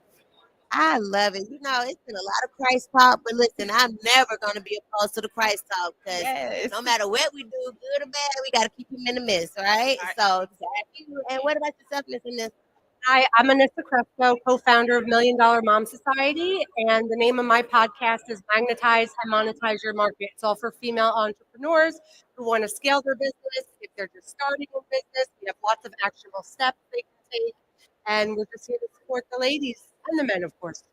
Thank Who you. around the world, girls? Who around the world, girls? Who around the world? Who around the world? One more time. Where- Who run this mother? Where were you for karaoke? Knock it out of the park. Well, thank you guys so much. I'm Paul Vato. I'm a Owwll brand ambassador, and I've been chasing since it was in beta. I think almost as long as Honestly, loyalty. you said longer than me, I believe. A little Paul. bit, You said but before. but not that much longer. But it's so interesting, your podcast, and what inspired you to start your podcast, and how long have you been doing it, and what was the inspiration or the impetus to start your podcast? The inspiration for my podcast came from my own healing journey. Okay. And honestly, not having someone to have those conversations with me. I had to learn everything organically. I had to grow my relationship with Christ. And so I said, hey, why not help someone along the way? That's what Christ commissioned us to do anyway. It came to me in a dream. And the Lord was like, tell the truth. And I'm like, tell the truth, Lord, what are you saying? I try to be integral. I try to be honest. What are you saying? And it literally took me back to a dream that he gave me 4 years ago about a podcast. And I'm like, is that what you're saying? So that's how my podcast was born. And like I said, it's to help other women and have those conversations that I wish that I had when I was going through these things. Give us an example of one of those conversations. That I'm like, seriously, I would love to know. Do you think? It's not a funny question, but do you think Jesus would have had a podcast? I think he was the podcast. I mean, everywhere he went, right? So he was telling people about his father. yeah. So He would have had a Godcast, I guess. Yeah, of course. Godcast, I like that. And I grew up Catholic, so I know I'm going to heaven. I did 12 years of hard labor at a parochial school. So, but as same question for you. How long have you been doing your podcast? And then what was the inspiration or impetus to begin your podcast? Absolutely. Yeah, so we actually just relaunched and rebranded our podcast as of this year, so just a couple of weeks ago. And I had a podcast last year. I started it completely by accident. I was just on a Zoom call with another female business owner, and we decided to share our stories to each other's networks. And I had an overwhelming response from women around the world who wanted to come on and do the same thing. So I was like, all right, well, I guess now I have a podcast. And then just with what we do in our business, coaching women, helping them, we decided to have the podcast so that we could reach more women on a global scale and help as many women as we possibly can.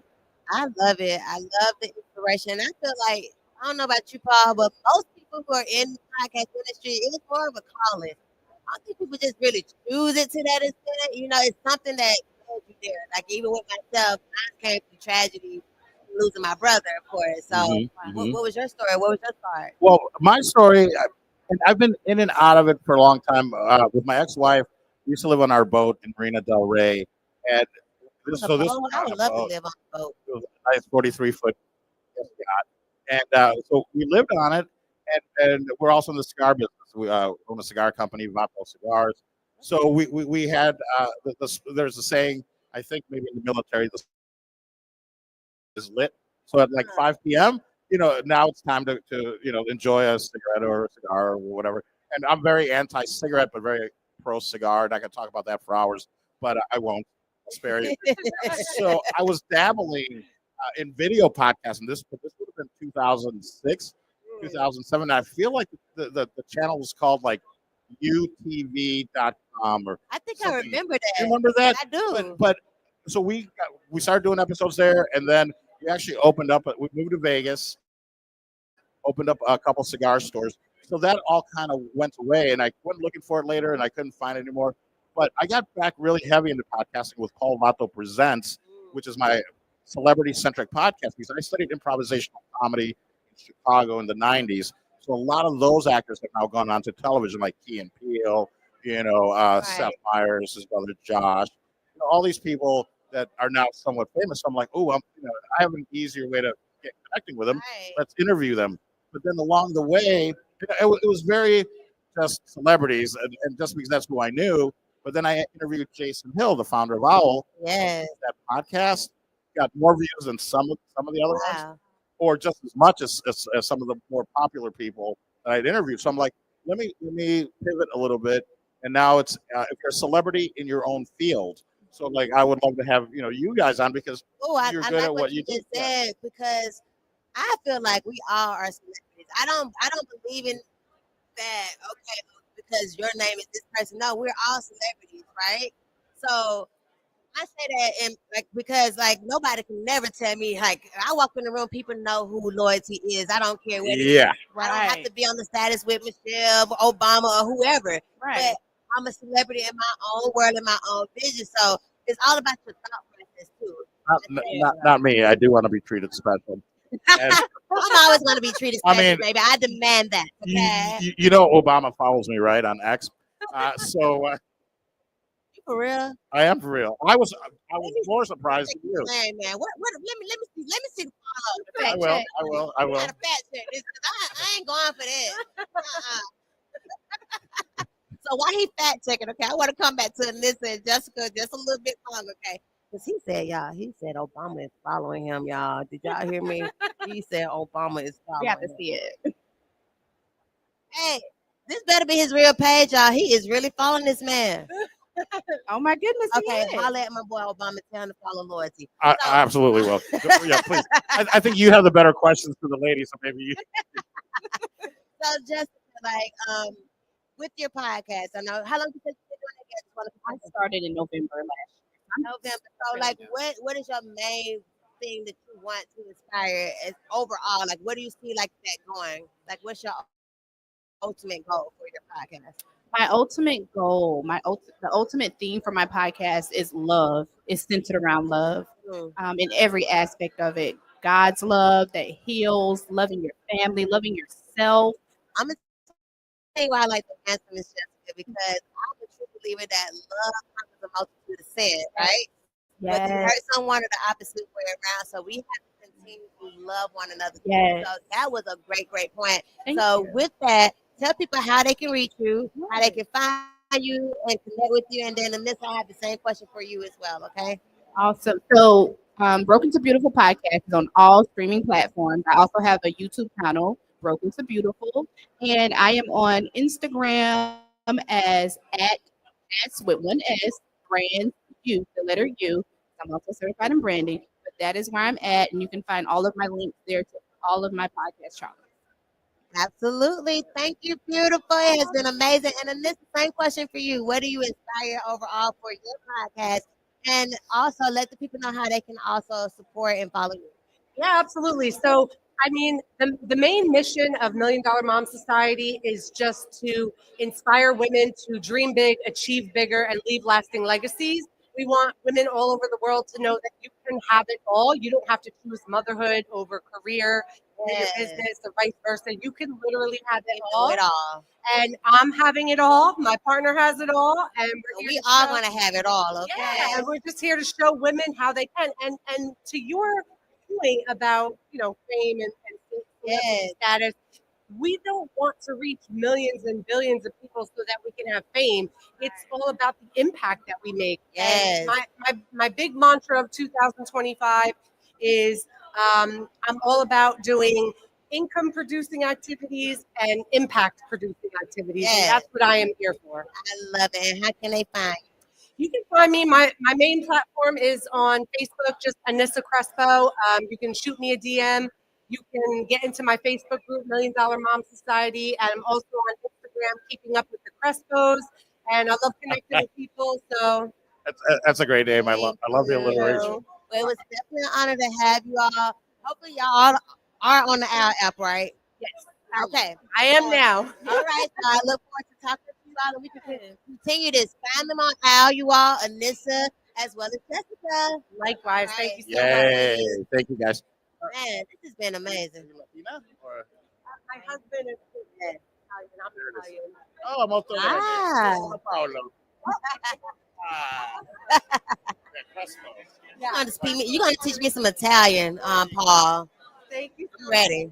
Sì, io parlo italiano molto bene. Hold on, say that one more time. See if I Io parlo italiano molto bene. Molto bene. You gotta do shit like that. Molto bene. Molto bene. Okay, I think I'm sounding pretty Italian. What do I think? I think you sound That's very molto Italian. bene. If I like molto bene.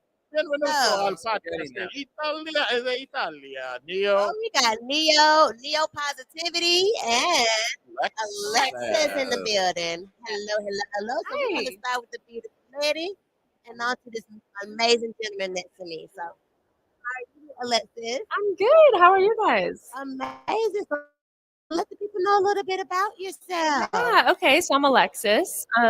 I am a bookworm. Ooh, I love bookworms. Yeah, so my podcast, Read Between the Spines, was inspired after how many books have I ever read that I fell in love with and had nobody to talk about them with? And so me and my friends read books, and each season is one book, and we read, record. So if you're also reading that same book, you can read and listen with us. You don't ever have to read alone. I'm an author, and he's an author. Do you break it? Do you break it down? Well, author is kind of a strong word. I'm more of a curator of 30 things.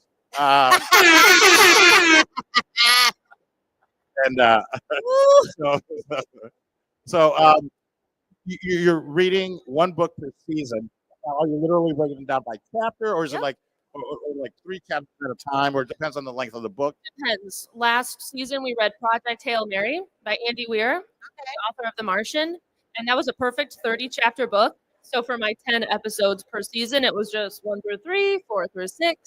Me and a couple of my co-hosts, had different. We all just signed up for different episodes, and we talked as we went. So that first episode, chapters 1 through 3, we're all kind of in the dark. Nobody really knows what's going on. You don't really know what's going on if you had just ended chapter 3. So a lot of predictions and a lot of like, what do we think about this character? What do we think about Ryland Grace right now? That is such a, I think, brilliant idea. It is, but for a podcast. I mean, because it's so niche. But Yeah. and people are going to follow along. Like, oh, let me go buy the book. You need to somehow, monetize like Oprah or Reese Witherspoon. Paul, is can people submit their book to you? Well, I've met a lot of authors here, which was not actually what I was expecting, but Right. it's very cool. Yeah. I'm really thinking like that would be a great way for monetization for yourself. Yeah. If you were to utilize your platform to have people actually sing you the book, and then you can actually read the book and critique the book like live. And how- it'll also help the author as well, because now you Yeah. got somebody's reviews and their vision of how they depict the book as well, from that lens, and your audience also.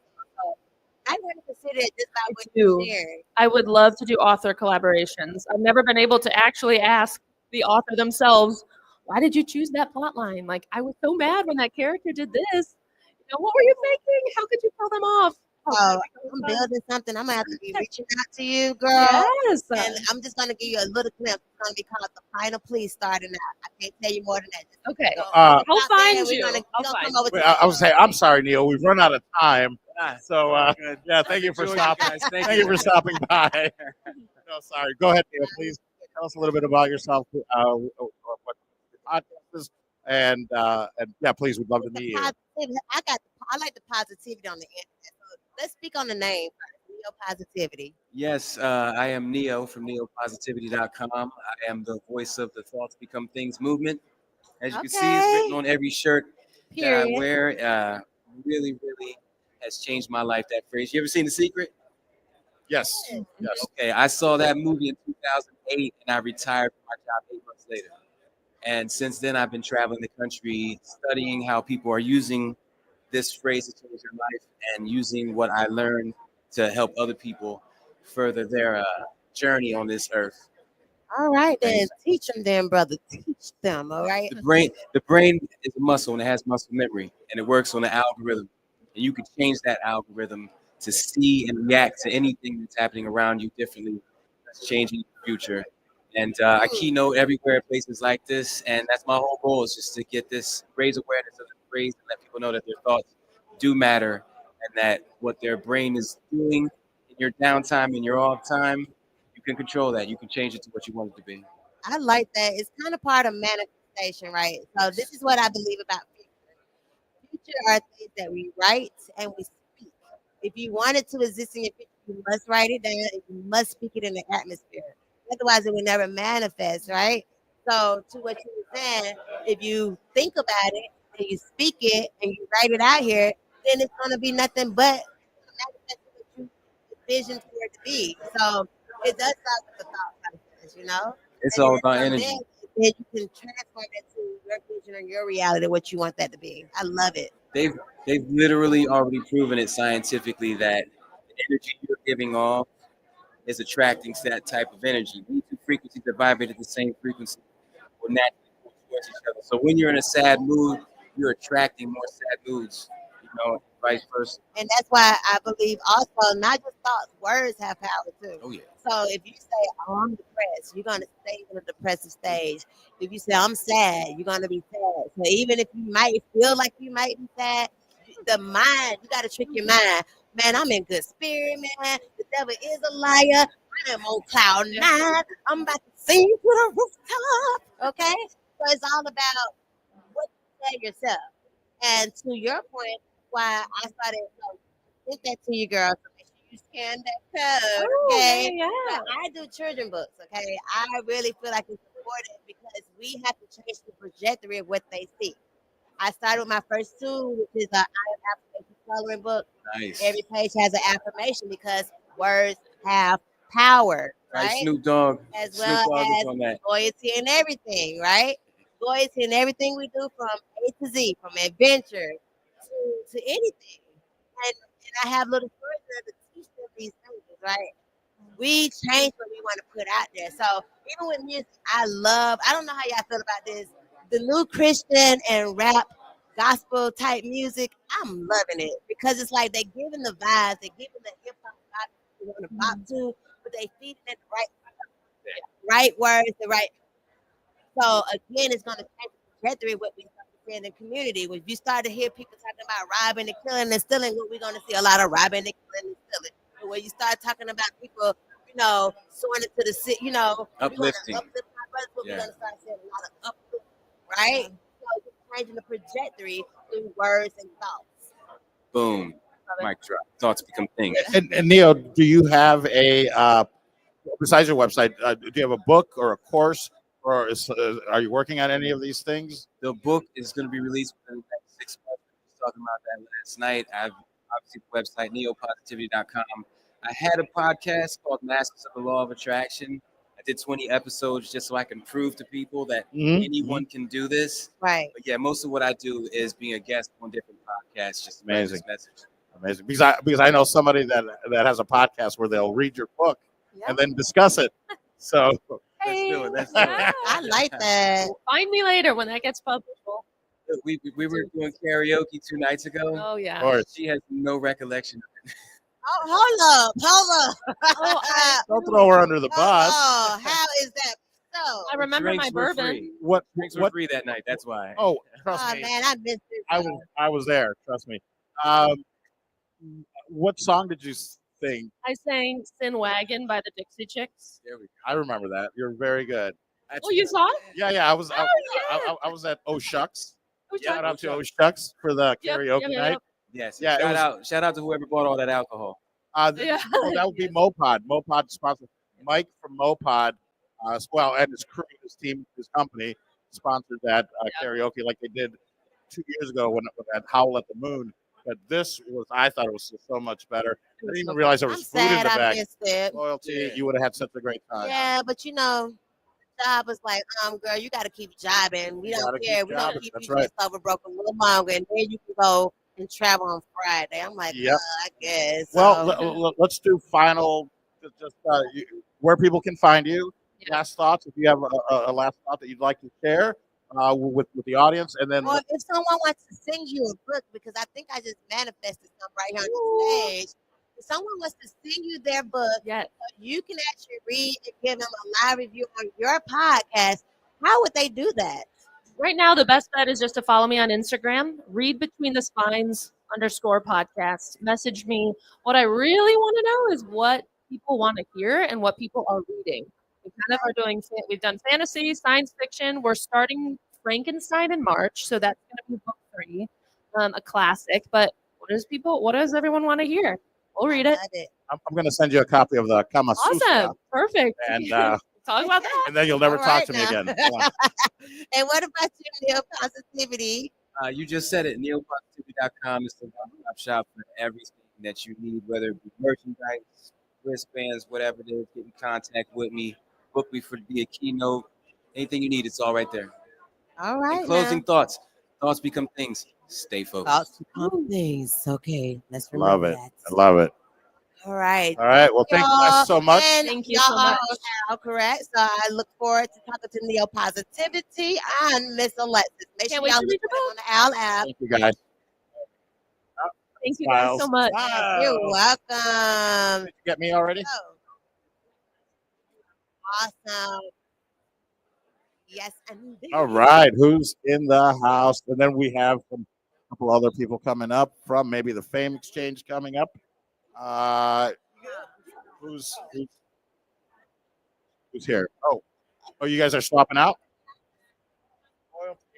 Loyalty. I love you, and I'll see you on the Owwll app.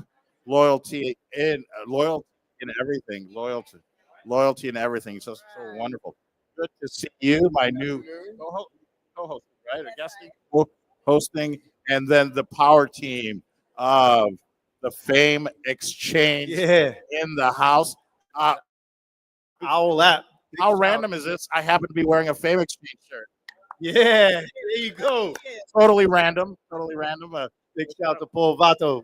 So we have Victor and Sean from the Fame Exchange. Would you guys care to introduce yourselves? Just a little bit about yourself and a little bit about the concept of the Fame Exchange and what's going on with that. Yeah. So I'm Victor Ramos, one of the founders of the Fame Exchange. It's a platform that's launching later on this year. It's going to give you the opportunity to support artists, talents of all kind, sports athletes, and you'll be able to earn as you support their careers. So there's a trading platform, and it's going to be great. It's going to revolutionize the entertainment industry and sports industry. Yeah, Amazing. I don't mean to correct you, but I believe it's pronounced Ramos. Ramos. Yeah, Yes. yeah, thank you. Yes. My grandmother was definitely gonna call me later and correct that. And I'm be in trouble. Thanks for pointing that out, Polivato. I appreciate it. Very welcome, Victor Ramos.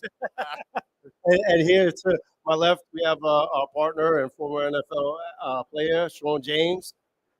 So I am not going to say Ramos because I'm not Spanish. I'm a light-skinned black dude, and I just got through talking to one of my partners. We're coming back.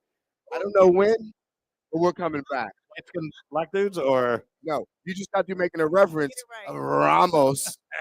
And Ramos. As a light-skinned black dude, sometimes people get it twisted. Pero mira, coño, carajo, they think No, you're no, cubano, no. mexicano. I'm not Dominican. I'm not Puerto Rican. I'm African American. Get it right. I'm just a little light. That's all, baby.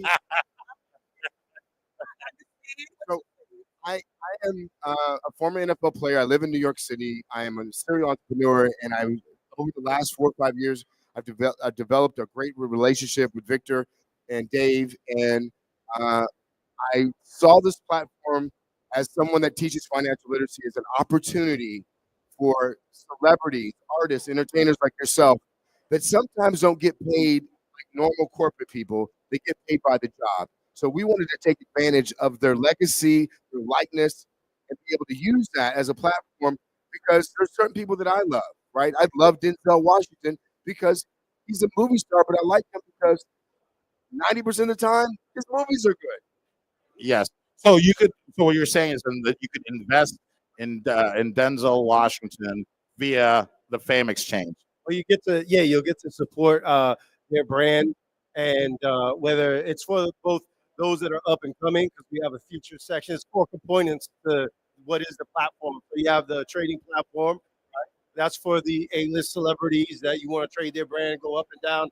Then you have the future section. And then the future section, that's for the up and comers, right? And that's where we give them the ability to be supported by their fans and those that have already made it that get to reach down and kind of bring them up, right? So it acts as a crowdfunding platform. And then we also give them a suite of tools that allow them to up their game so that they can qualify to be on the trading platform. And then, of course, we have our inverse, and that's where the fan and the famous connect. You get to interact with the celebrities, sports athletes, and influencers. And then we have our merch. So I am a big hockey fan, right? Okay. I happen to be a good fan of the Maryland Black Bears. They're the NAHL. So when you're talking, that's like even a step below minor league. You think these kids are like 16 to 21, trying to get on Division One teams. Would this be something that they could tap into that's going to help them get that recognition? Absolutely. Noticed? Absolutely. Yeah, this could be the starting point for them to help them sprout that recognition that they're going to need to make it to the higher levels. Because Not only that, let me add this. There's an NHL player that's on our platform that sees him on the platform at 16 or 17. He can have influence by having the ability to mentor him. Oh, that's awesome. So now you have the ability of a national football player, or Major League Baseball player, or a movie star see upcoming talent, maybe see something in them that they don't see in themselves because of that ability to say these are the future athletes that maybe one day play on the big ice. yeah, it's definitely the whole concept and ecosystem is based on what one of our other partners, Eddie Tucker, likes to say, the bottom up, top down effect. That is such a great question because, yeah, I was like, well, does it only have to be celebrities or A-listers or pro? It's great to hear that younger people can get on there or newer people and find mentorship. So Yeah, absolutely. what a great concept. That's a big part of the platform is the future section. You know, that's a big part of what it was built for, right? Because it's those athletes and entertainers that are struggling through what they struggle through, and that's a big part of the FameX podcast that's coming. Because what we're going to do is interview those people, right? Both A-listers and the future celebrities, so that they can tell their stories of what they've had to overcome, the struggles that they've gone through, what actually got them to whatever level of success they're on. Amazing. Let me say this because I think it's important. I want the soundbite to make sure that we capture this. What's going on right now with college athletes in the NIL, which is name, identity, likeness, the different things that are tied around IP. What we're not doing is giving them the financial literacy component of being able to manage money that young, right? Harvard doesn't teach you that. Stanford doesn't teach you that. You learn that from home. A lot of times when you don't come from money, you don't know how to manage money. So we're trying to make sure that we have a component that's set up so when young people that don't have the component to be able to say, hey, how do I have the financial security to know that I might not make X amount of money this year, but maybe next year I will, to be able to use that as a platform to teach them financial literacy. So it's extremely important that we have an understanding that when you're young and you're making money, you don't have the skill set to keep it, then it doesn't matter. You're just going to spend it. Right. Wow. And the one thing I'll say to expand upon that is that it's not only for those athletes and aspiring artists and entertainers. What it's for is the fan as well, because it gives the fan the opportunity to earn as they're supporting these people, right? So for the first time ever, instead of it just being the intrinsic value of, hey, I went to watch the movie and I liked it, I heard the song and I love it, I get to earn as I continue to support these artists. And that's the biggest part of this ecosystem. Amazing. So there, and I'm sure everybody out there will be joining us too. Yeah, definitely. Anybody wants more information, they can go to the fameexchange.com, get on the waiting list. We'll tell you all about when the launch is coming, and it's going to be an exciting ride. You know, it's literally going to change the landscape of entertainment. It's so revolutionary. And I almost have to apologize to Sean because, I was fanboying a bit because I know that you mostly spent your career with Minnesota, but I'm a Chicago boy. And man, when I heard you played for the Bears, and then thinking back, I was So like, if anybody, I'm getting shivers just for thinking. anybody that knows Dave Weinstein, for the most part, saw me in high school, and he was at the University of Miami, and then he ended up being a Cowboys agent, and then he became a coach for the Dallas Cowboys. So when I got released by Minnesota, Dave asked me to come. And I was able to be a part of their training camp. And hey, there's nothing like Chicago. Chicago's one of the greatest cities in the world. I'm a Midwest kid, so let's keep it 100. I also don't want to correct you, but it's pronounced Chicago. Mr. Victor Ramos, Sean, Chicago, not from Chicago. But I call Chicago New York Light. But thank you so much, guys, for telling us about the Fame Exchange. I mean, I wish we could hear more about it. Oh wait, we do. We will. Wait, somebody's on deck. They'll tell you more about it. Wonderful, But thank you to Paulie Vato. Thank you to Carolyn. Appreciate it so much. Yeah, amazing. Thank you, guys. So while they get swapped out, would you mind telling us a little, because I feel like we sat down and we just got right into it. But I want to know a little bit about you while they swap out our new guests. just quickly tell us who you are, what you are, the Owwll app, and all the good things that come with it. But yeah, where people can find you. All right, so we are streaming live from Podfest 2025 at the Owwll booth. And my name is Carolyn Owens, and I am the host of Let's Coach with Carolyn. And it's a show that we bring coaches, authors, business owners who have a message to share that can help empower you and just uplift you and move you forward in life. Just little tips and strategies that you can really use in your everyday life. So check us out. You can find it in all the listening platforms, Spotify, iHeartRadio, Apple Podcasts, Good Pods. Let's Coach with Carolyn, and great show, so check it out. But Thank it's not you. me you want to hear from. Our Okay, guest. we're done with you, Carolyn. Yes. So please. So now we have, I guess, part 2 of the Fame Exchange crew. So welcome, guys. Thank you so much for coming to Podfest. Thank you for bringing celebrity guests. But I guess that's kind of what the Fame Exchange is. We have Dave and Eddie. Would you mind introducing yourselves and telling us a little bit about yourself and then how you're involved with the Fame Exchange? Absolutely. My name is Eddie Tucker, and I have a company called Tech Music, and we're partnered with the Fame Exchange to bring forth their exchange and to bring ideation to the forefront with regards to how branded talent shares could be traded with fans and stakeholder engagement to grow their fan base and also to have their communities grow with them. So we're here for it. Amazing. Wonderful. Again, that's the fameexchange.com. And then Dave. Yeah. My name is Dave Romano, and I'm one of the founders of the Fame Exchange. We've developed this product that is astounding. We can't wait for it to hit the marketplace. It's been 3 years in the making. A lot of thought has gone into it, where we've considered and took into consideration the fan primarily, where the fan is going to drive it, but also the availability of any artist that does join the platform. And that's a free service, by the way. They'll be able to join the platform. They'll sign up for free. There's so many benefits and so many ways that a fan can connect and stay connected to an artist. That's where the wheels hit the road, So How did you come up with the idea? I feel like, you're one of the main architects. As a former talent agent, I owned Long Island's largest talent agents for a good 10-year stint. And Victor, the visionary founder, thought this up, I guess, while he was dreaming one night. So he thought it up, and he approached me and said, "Hey, Dave, I think if we get together on this and we build a team, and Eddie's part of this team, and Sean is part of this team, and we're building this strong from the foundation up, where we feel that it's just going to be impossible to stop this." Some of our associates that are involved with us have deep roots in the entertainment space, so we're going to capitalize on that and hope that everyone can enjoy the platform for what it is, and especially that the other components of the platform are dynamic. We also have a digital asset that we're going to introduce, and I'll let Eddie talk about it a little, in regards to Fame Coin.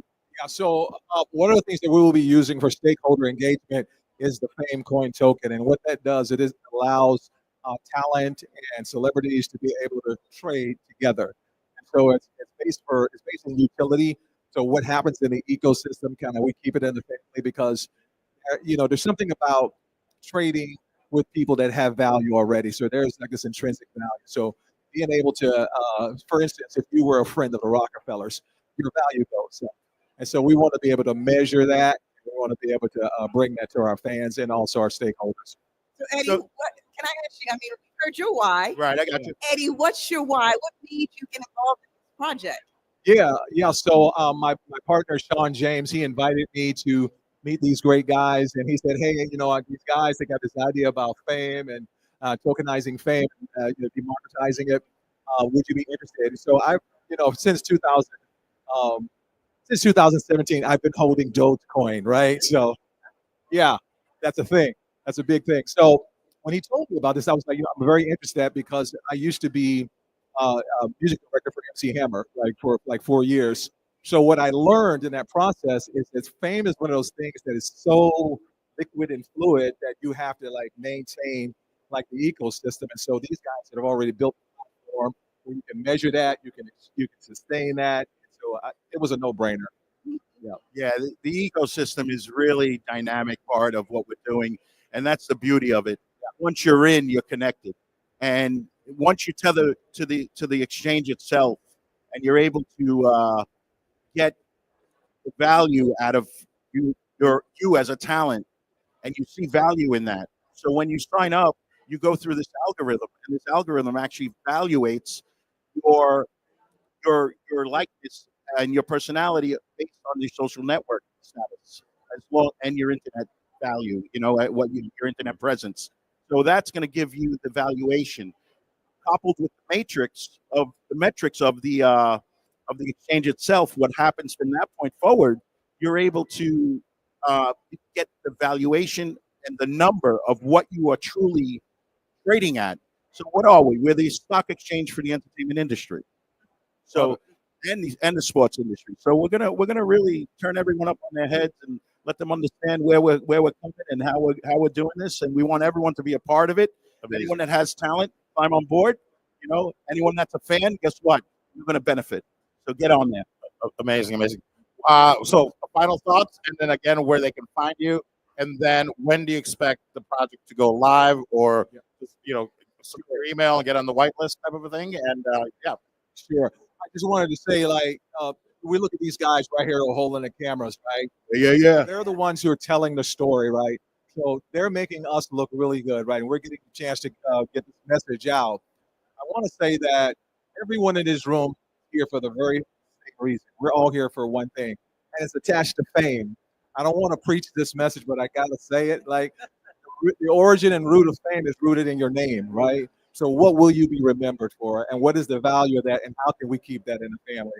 So that's the value of what we're bringing in addition to being able to grow your fan base. Amazing. Thank you. Well, you can find us at thefameexchange.com. Get on there, take a look at the video. It'll give you a quick short tease. It'll get you interested. We're about 140 days out from launch. You get on that wait list, take a good look, sign up. Again, get your email in there. We made the process very simple. You'll be invited to the launch, the pre-launch. However, we're going to move this forward. We'd love to see everybody there. And we are the Fame Exchange, ladies and gentlemen. Amazing. Before we go, wait 1 second. I got to do this because it's a family affair, and that's what fame is about. So Chicago pizza, New York pizza. Yeah, baby. We need to trade that on the Fame Exchange. Come on, Vato. Chicago. It's got New York. I'm not gonna eat a paper plate with tomato sauce on it. Who eats pizza like this? Vato. Listen, my last name's Romano, so hey, with the cheese, baby. I don't mean to correct you, but I believe it's pronounced Romano. Hey. There we go. All right. Mi amigo David Romano. Thank you. So from Ramos to Romano. Signing out. Fame Exchange. Grazie. Io sono Paolo e benvenuto al podcast de Owwll. Molto bene, signor Vato. Sì. Thank you, folks. Thank you. All right. Yeah, thank you. Brilliant. Okay, thank you. FameExchange.com. I think I'm getting swapped out. Uh-oh. Thank you. Who's coming to join me? This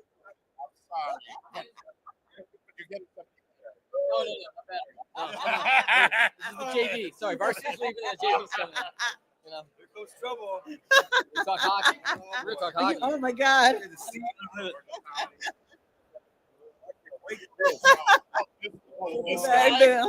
That's right. Okay, show us how it's done. Oh, Thank you. thank you. I love you. So, All right, wait a minute. Got it. Sweet. Good job, bro. Thank you. You didn't put it up? Are we? I think we're still live. Right? I think so. All right. For those who are out there watching us live, I want to make sure that this booth, what you're seeing today, is all being sponsored by the Owwll app. If you're not downloaded it, I encourage you to do it. It's a place where you can network and you can meet with experts, where you can collaborate with other people in your industry. And I wanted one of our brand ambassadors who couldn't be here, Chela Diaz. If you are on that app, make sure you connect with her. She'll share with you 10 tips and strategies on how to be successful on the app. So definitely check it out. Another EA who couldn't be here with us. Hey, you're missing out on a good time. You should have been here. But this is again sponsored by the Owwll app. You can have it on your Android phone. You can have it on the iOS. Download it your iPhone and definitely check it out. Give it a try and definitely connect with someone today. So, welcome to the Owwll booth. I mean, he's already got me laughing, but I'm worried a little bit about him. But if you'd like to go ahead and introduce yourselves. Hi, yes, my name is George Page, QC Tech. You like sure, yeah. Yeah, Get right in there. yes, my name is George Page, QC Tech. I do IT work. I live in Orlando, Florida, so and I prefer to come to you and do the work. Nice. And you're right here at home. You know, here at home at Podfest, you just drove down the street, got on the show. That's fabulous. Right It all depends. I mean, whether you're in Jacksonville, if you're going to pay my travel costs, Tampa. I mean, you know, I primarily work in the Orlando area. there. George, do you have a podcast that is called the QC PC Tech? Not yet. I'm doing research. I'm doing research. Okay, great. Jacob Harrison's in the How house. we doing, sir? All Yes, that's all right. in nothing. I am. All in nothing. All emotion, sir. Please, please, please. Trent, right? Trent Clark. Yep. Trent, command. Caroline, nice to see you. And my man, George. All right. I'm Jake Harrison from the All Motion Podcast. Happy to be here. The motivation in this. So, no, I just want to thank you, all the great people here on this panel, and all the great people out there for the opportunity. My first Podfest. So, thank you. It was a pleasure meeting Caroline here. So, it's been amazing. George and Trent. Thank you. Yeah, Jacob. Jacob, tell us a little bit about All in Motion, Yes, that sir. podcast. Thank you for asking. I love the question, so appreciate that. All Motion Podcast. You know, my mom sent me away to a program I learning to about the year 2000. So from that, when I graduated, I had this thought in my head that I really wanted to give back and help others, right? And so the idea was, so later on, I kind of took a while, but then I was in the military, did that whole thing. You know, a decent amount of trauma in my life. So I wanted to give back. So the All Motion Podcast, we know that we're all in motion, we're all moving, we're all doing 100%. It's time to sit down with people, find out what they do, and be able to talk about mental health, talk about those traumas, talk about you know, guys that have PTSD like myself that were in Iraq and Afghanistan. So it just gives everybody an opportunity to come together. Don't have to be necessarily military or military background, right? Mental health is important and it needs to be talked about. Awesome. George, you got the Army hat on. Are you military? Of course. Yeah. I just don't buy hats and medals. I actually served them. The VA will back up that claim too. And I Sure, but yeah, make sure you get the VA on that. did you serve? I did not. You're the only one at this table who didn't serve. Oh my gosh! I gotta say, You gotta exit I served left. the professional Exit left, sports. Trent. That's what I served. I'll I take headed off into that. I headed off into that realm, and tons of clients in the services. Right. And I got a couple of Marine clients, and I love it. We got two Army and I was Navy, but okay. But I was also Navy as well. All right, there we go. Yes. So you were talking, one of the things I know when you talk about mental health, and I'm, you know, being the only woman at the table right now, I'm surrounded by 3 men, and I know when it comes to mental health in the space of feeling in men, it tends to be far more taboo to be able to want to engage in that conversation. And recently we were saying that's too heavy of a subject to be talking about on podcasts. So what do you guys think about that? Is that something men should be talking about? Of course. I mean, we have feelings too. We don't deal with them the way you all deal with them, but we still have feelings, but we still have to appropriately deal with them, you know, as opposed to I could be silent with it or I could keep to myself and relax, you know, the way I feel like, whether it's listening to music or streaming my favorite TV shows, as long as I have or a podcast, as long as I'm doing it in a way that's accepted by society, you know, then it doesn't matter how I keep my stress to a minimum. Jacob, talk a little bit about how you're addressing that in your life, about getting vulnerable, like talking through that, bringing that out to the open. Trent, thank you for the question. I really appreciate that. And I said with Caroline, my mom actually said to me when I started 3 years ago, it's therapeutic for me. Yeah. And I'm, you know, I was there with somebody earlier. I definitely, you know, suffer from PTSD, post-traumatic stress disorder. But how I explain it to people, the trauma started way before the military, before I was in, you know, some of those areas in Iraq and Afghanistan. But those events led up to that. So, and to answer your question, I deal with, like I said, this podcast is great. I have two amazing hosts, City and Melissa Jackson, that are amazing people that create an amazing team with different walks and backgrounds. Having that, been in therapy, and I think the most important thing, people to take away from this message, all emotion, and all of us together, coming together and finding others to get through those type of trauma, mental health, because we're all at some points in our lives, we all get depressed. Oh yeah, I And mean, it's important that we surround ourselves with good people that push us when we're down in those low times. If that makes sense. Yeah, you know what I love, Carolyn, about that question is I think you're right. I think men don't do very well in this. And to Jacob's point, where I found a great solace for me as an entrepreneur and business owner, I joined the Entrepreneurs Organization, and it's all about forum. Every month you have a forum with 8 other business owners like it is probably male dominated. There's probably about 80% more male to female in that group. Right, There's a lot of female insight. But it is a confidential conversation every month. So you bring your challenges to the table and you get used to talking about it. One thing I love about getting this thing in the open in Jacob's platform, All in Motion, is it doesn't say mental health. All in motion, that can mean a lot of things. Oh, yeah. Not like, Thank hey, you, get Trent. your head Appreciate that. fixed, Right. and I think we could go with that podcast name. But like, I don't know if the men are going to tune in to get your head fixed.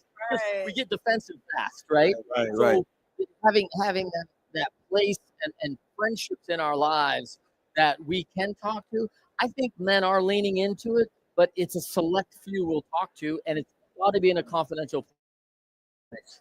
So the work that you guys are doing is important. Go Yeah. ahead, George.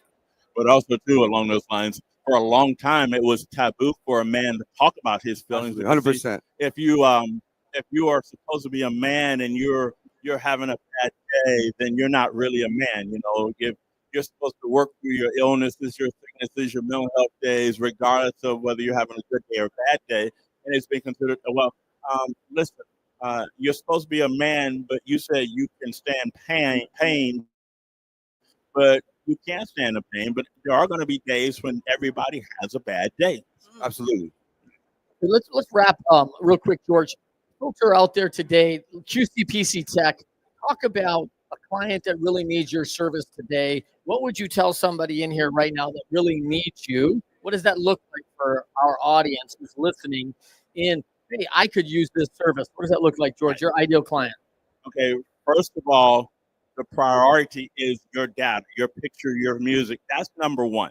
Okay, if your data is backed up to the cloud or to an external DVD drive or external USB drive, then you can access that data using my computer. But if your data is on your computer, on your hard drive, and your hard drive crashes, how do you use that data? Yeah. And do you really want to pay someone to try to recover that data? Then it's your computer, then it's your network speed. Like I said, if your data is backed up to a DVD drive or USB drive, then you can use my computer to access it. I can use your computer to access it. I can use her computer, his computer to access my data that's backed up somewhere else. But if it's on my hard drive and my hard drive crashes, what do I do? Failure. For you, Jacob, ideal client for you, someone out there, and maybe it's the person you're helping or needs help. Talk to us a little bit about what you're looking for with people. For interviews or just people helping people find all emotion. What absolutely. So like I said, we have an amazing team. We have 2 amazing hosts. Scar City being from Harlem, New York City, growing all over New York. He provides a lot of cybersecurity expert management. And we have Melissa Jackson, who's an amazing host. We just want everybody just to check it out. If you're struggling out there, if you have, you're a soldier, Marine, Airman, check us out. We're all going through it. Check All Emotion out. We have a lot of episodes that definitely can help you get through whatever you're going on in life. And thank you so much for having me. How can they get in touch with you, George? Basically 407-459-1318. Boom. Allemotionpodcast.com. Allemotionpodcast.com is the website. Thank you so much. Jacob and George, thank you for joining Carolyn and I. So much. Appreciate it. Thank you for having me. Yep, Carolyn, if you go in this, let's talk a little hockey while we're waiting for our transition. You're a big hockey fan. Talk first about what your show is. So my show again is Let's Coach with Carolyn. It's a show that brings the best from the coaching world, sports, be it a actual life coach, executive coach, whatever coaching style, authors, business owners. We bring them on, we interview them. It's an interview-based podcast where we provide tips and strategies for people to grow and empower them. So, but I have a lot of sports analogies. I do it. How do I get on the show? So I am the host of Winners Find a Way. I wrote a book called Leading Winning Teams. I coached in 3 World Series and 13 years of professional baseball. I haven't been on this podcast. Like, I mean, how does a guest get on this show, Carolyn? You can have that next podcast. That's good. Hey, we got Mikkel Green. Mikkel? Yes, Mikkel Green and Lynn Green. Any Partners? relation? Like, Partners. like closer to the Like to my husband. It's my husband. That's not live. It's not on. Nope. Mikkel, go ahead. Go I'm, with I, yours. I'm her husband. Yep. What she calls is her husbander. So I'm her husband and her manager. So we can share it in the meantime. The mic is out here.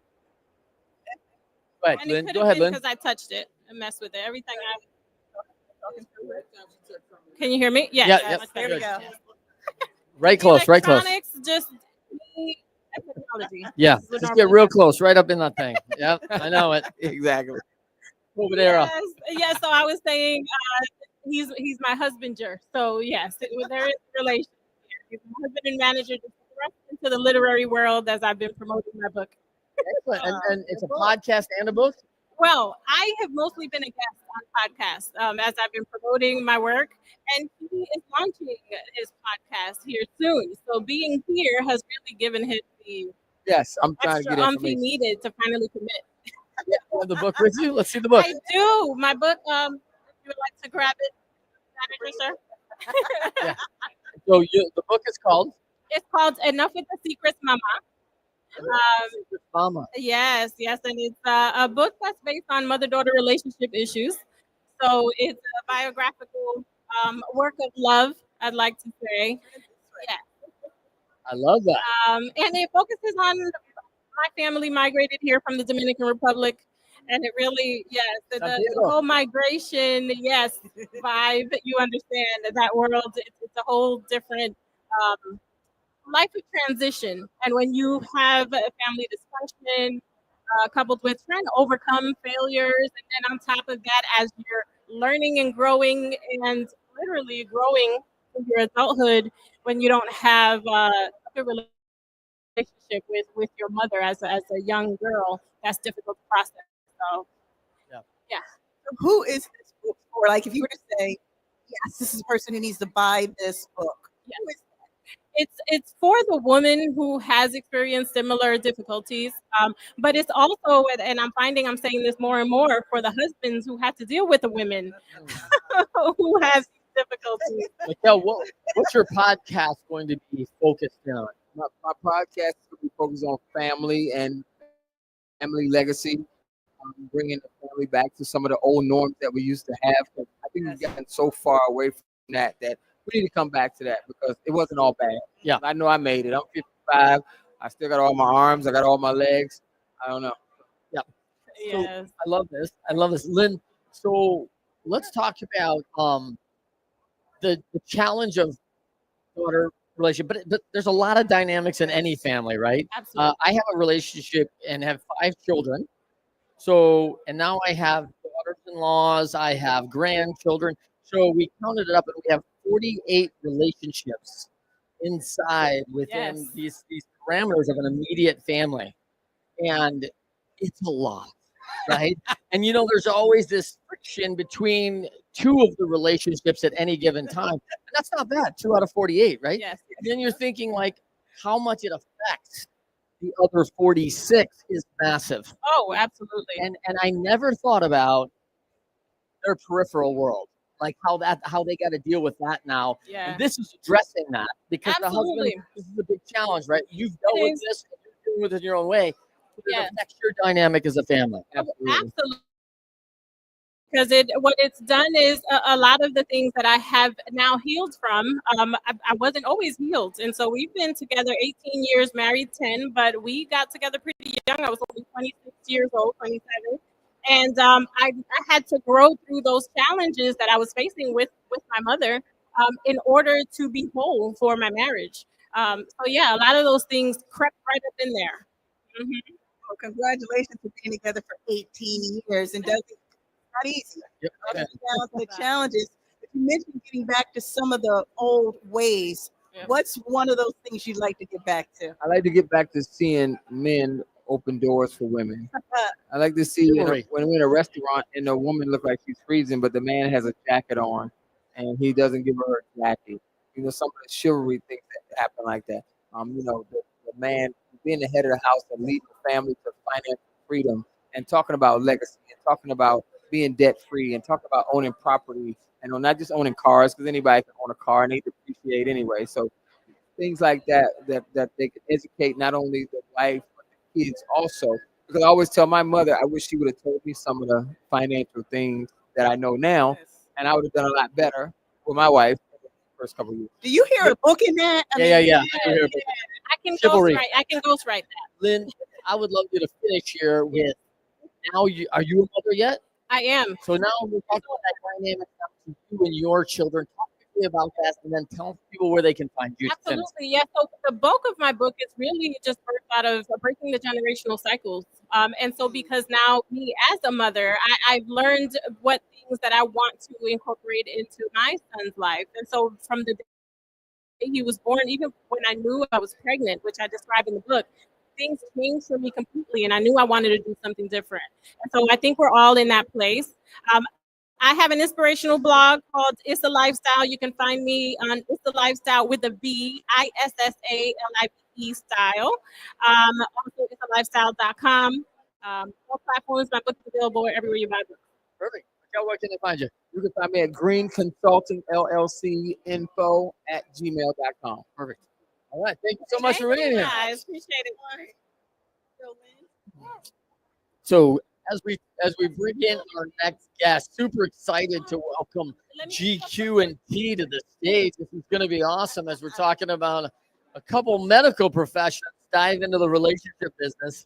This always gets me excited. Like we talk about the higher ed and all the good stuff. I got college athletes here. Right. He's a college basketball player from A&M. Go Aggies. I got GQ here working hard out of Atlanta. So doing that distance relationship thing right now. And so you guys talk a little bit about your professional life and why you started your podcast. Okay. So a little bit of like my professional life right now is I'm gonna Introduce yourself real quick, T. okay. So I'm T. I'm one half of the relationship battle twins. I'm GQ. Red plus. The other half. And he the other half of the relationship battle There we go. twins. All right. My bad. I was switching my mic. I was having some technical difficulties. My bad. Yeah. Good. And so you're both medical professionals. Why did we start the Battle Twin podcast? Why is this on your heart? Yeah. Why is this going to come out to these folks who just really identify with this challenge? Okay. So basically we refer to each other as twin, right? Because when you meet me and then you meet him, you will tell him like she is the female version of you. 100%. And you want your partner to know how you're thinking, what you're feeling, how you're acting. If he can look at me and I just know something is wrong. So when you're in a relationship, you want your partner to be able to feel like your twin, the way that they can communicate with each other without having to physically communicate with each other. And you learn to just develop a very strong relationship. You know, twins are close forever. Yeah. From the womb until forever. You know what I mean? Yeah. So you want your relationship to be like that. That's why we're relationship battled.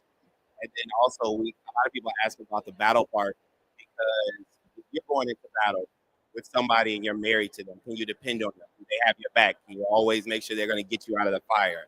You shouldn't be battling with your partner. It should be the world versus you and your partner, and you should have that same confidence that that partner has your back through and through as if your life was on the line. Because essentially how you share your life, it is on the line. How does that work doing a podcast together in terms of you're going to have different opinions that may be very strong, differing of Yeah. opinions. You know, we are very opinionated people, you know, very much so. But we have a strong balance in our opinions as well. You know, it's always about respecting what your partner has to say. You know, like you may not agree 100%, but it's always finding that that balance of it. And so a lot of the ways that we handle couples in our consulting business, RBT Consulting, with relationships, it's principle based, it's solution based. It's not just about the venting. And so we build on certain principles. Like I said, she's an athlete. She knows what it's like to work on a team. I'm former public safety. We work on a team. So we use those team building aspects as also the problem solving aspect in the communication with our team. We build our relationship on that. We build our business on that. We move forward with people like that. And it's something that gets practiced continuously. And that's what we put on the show. So we give different methods from different perspectives because you're man and women, right? You need both perspectives to make it work. Right. When a business has a CEO and it has workers under them, it needs both perspectives to be successful. And then that's how we work a same relationship on the show and off the show. Right. Yeah, I love this because I offered leading winning teams, and I found out in the workplace a lot of people haven't been on teams. Like they don't understand the dynamic. And I think in a world today where relationships are highly valued, this individualism, right? I feel this, and I feel this in my own relationship where we're always kind of going in different directions, doing our thing, and then come back together for 90 minutes a day. Yeah. And it doesn't feel like a team, and there doesn't feel like a unified front as parents, as husband, wife, as business owners, whatever you're involved in. How do you get those folks who are living independently, acting independently, to understand the team concept? Can I take this one? Sure.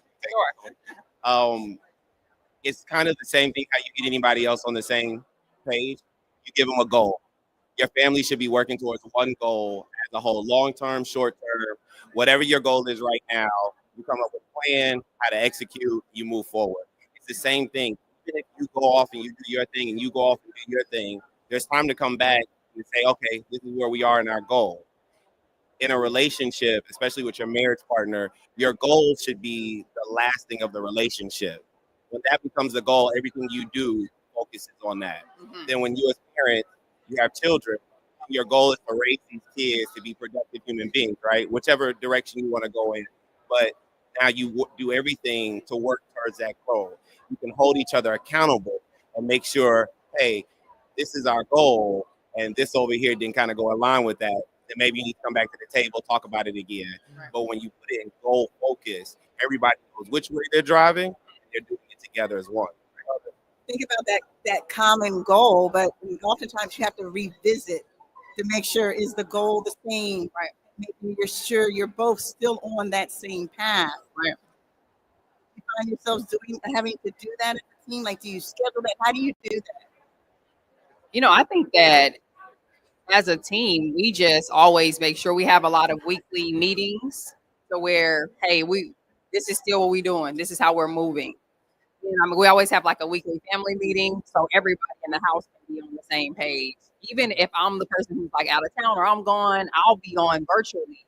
So I'm still there and everybody can feel the presence. And so you just continue to have those meetings and spend those times with those people and communicate with each other. And a big thing that people don't do well a lot of times is communicate at all. Yeah. And so I think that's a big thing. One thing she does do that she introduced me to that I think was the greatest thing was the temperature check. And so she always comes in just randomly, hey, we good?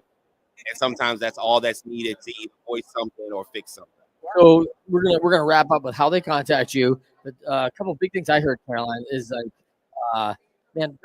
regular communication, regular cadence on this, check-ins with one another, right? We are a unified team, acting in a team, getting a unified goal. We certainly work on that in all of our companies, right? We want, hey, one goal. What are we going as a direction? Why wouldn't we be doing that as a couple and a family, right? That common goal, that's important. Amen. I love it. How can they best reach you? You can get us on all our social media platforms at Relationship Battle Twins. You can see us on YouTube is where the podcast is. And feel free to email us at relationshiptwins@gmail.com. Good. Absolutely. Always remember, healthy love heals. Yeah, TQ and P in the house. Thank you guys. So much. Thank you. All right. So Trent, do you In my podcast, Winners Find a Way, I'm super excited. We cleared 100,000 downloads about 5 months ago, and we've sustained that now. We're bumping up on the 200,000 this month, and we're super excited about the direction it's going. And man, it's been a fun ride. I have the best job, like this little side job. Really, it's not my career, but I get the best job of interviewing these 1% people, and no different today. We bring in some people, and it's just awesome. We got Daniel. Oh, Daniel. Sorry, Yeah, my body was yeah. Thank you, Daniel. Yeah. Daniel, real quick, introduce yourself. I'm Daniel. I am the host of the Redefining Wisdom podcast. And my first time at Podfest. Nice. Well, welcome. Thank All right. Yeah. I am Minister Bernard Marrow. I am the founder and president of our Faith We Good Ministry Incorporated. It's a 501c3 faith-based nonprofit organization. I have a podcast about Faith We Good podcast and radio show. Love It's your first time at Podfest as well? Yes, this is my first time at Podfest. You guys are not together. No, independent. Okay, great. So both first-time podcasters at the Podfest. Both of you have had a show for how long now, Daniel? Just 1 year so far. Since 2017. So I started out on Blog Talk Radio. I used to do podcasts just from my phone. Then I branched out, started going live on Facebook and YouTube. And then a year ago, I heard about Buzzsprout. So I started uploading on Buzzsprout and still going. Nice. Yeah. Nice plug there for Buzzsprout. Yeah. So, in terms of like guests, or like what would be like a highlight of your show? Someone that you've had on there. For me, I've had so many different guests. Here's the thing. I love hearing people's stories. I want to know exactly how they see the world, what made them to be who they are. But at the same time, I love exploring the mind side of it. I like to talk to psychologists and specialists, especially when it comes to we all have stories, we all have our fears, insecurities,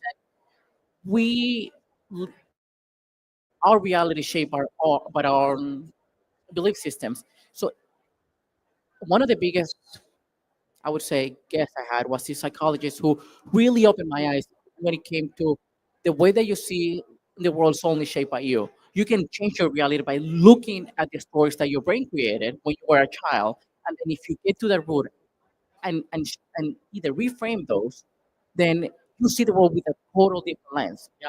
And it was like, wait, are you saying that we can all do this? And that's why I guess the top 1% can operate at a different level than most of us, just because they have the self-awareness. And that's what I'm trying to do. I started this podcast to understand myself better. And then I realized, wait, if I don't know it, then there's a ton of people that don't know it either. So that's what I love the name. I love redefining wisdom. I mean, I think there's so many angles of that. It's incredible because I, like yourself, come from a faith-based wisdom. Like I look for that book for wisdom a lot. And yet I've gone through also things like, a couple learning things like, I'm just trying to think of a couple learnings I've had about wisdom, about reframing. And like reframing wisdom might be a new show. I don't know. But by faith, we good. Yeah. I like this. You've been doing this a long time. Yeah. Like, and now you've done it different genres. Like you got blog to video blog to now podcast. What's next? We're going TV. We're going production. We're going big time. Yeah, let's just By take faith we over for good. Joel Yeah, Osteen. yeah. By faith we good. Yeah. Right? So by faith we good actually started with a hashtag. So I would send out morning inspiration via text message to about 40 or 50 people, and it grew. I started texting like over 100 people inspiration, and so I started posting it on social media. And I would always end with some hashtags. God is awesome. God is able. And one day I put by faith be good, but I didn't focus on it. I just put it. And then one day I went again, posted some encouragement. I put hashtag by faith be good, and I stopped. I said, wait a minute. We are saved by faith. We're healed by faith. Everything God promised is by faith. I'm like, yo, that's dope. By faith we good. I get it. So I started posting it on everything, and the Lord gave me a vision for it. And so there's Monday Motivational Moment. There's Thursday Night Prayer Live. There's the By Faith We Good podcast and radio show, and Sunday Night Preview. I definitely want the t-shirt. And I've I oh definitely yeah, want the t-shirt. Come on. I got you. I got one in my bag. I'll give it to you. Yeah, absolutely. And so you don't know if you don't ask, Carolyn. You know. Yeah. You just gotta ask. Yeah. So I haven't had any guests yet, but I'm getting ready to start having guests. We're gonna do what's called faith testimonies. So we're gonna have people share their faith journey, but we're also gonna do faith and finance. So one of my directors on my board, she's a financial advisor. So she wants to educate on investing, saving, budgeting, having good money management. Biblical So, principles. yeah, biblical principles, how to incorporate God's biblical principles. So we're going to do faith and finance. So it's an hour of faith building encouragement that will lift up the name of Jesus and draw all of God's children unto them. By the way, I think your podcast could like merge at any time. We got faith, we got wisdom. I mean, you guys are just knocking it out right now. Interview Like, each other on the podcast. I mean, I think come on. Absolutely. 100% that you can do. Yeah. Daniel, where are you from? Because you got a little accent I like. Originally from Venezuela. I've been living in Austin for 10 years now. Okay. So I don't hear the Austin accent, but like, yeah. Well, yeah. Not yet. Yeah. Absolutely. Austin's a great spot and a podcaster's haven, by the way. Lots going on down in Austin, so good spot there.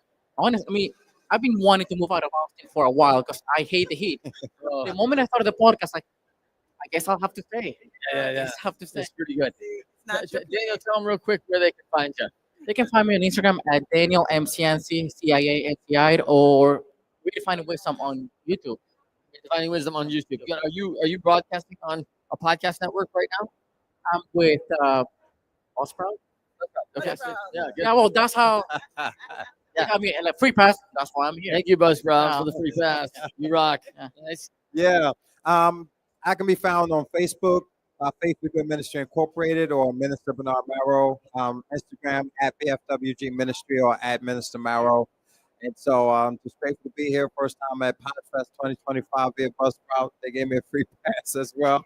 And so it's been great. I'm looking forward to next year and just continuing to learn and grow and inspire others.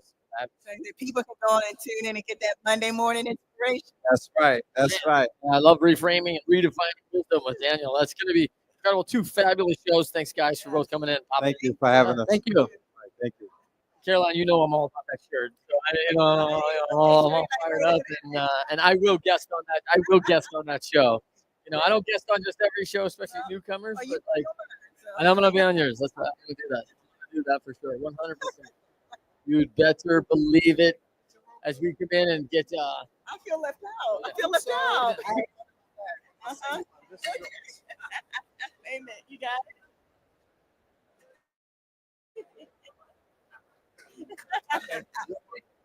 I'm gonna find you. I'm gonna get my shirt. All right. Hello. I feel like I met you before, didn't I? We were sitting earlier. We were huh? yeah. I will. Amazing. There you go, Mr. Bernard, right there. I got it on display right yes, there. okay. Super excited about keeping the show rolling here. We got Shirley Engel joining us. Confident. That's right. I'll be honest. Really? You're not right now. Oh my God, please let me hide. I've got a face for radio. I hear that all over the place. It's a cliche and nobody believes you. Yeah. I was telling her that this morning. I have a radio.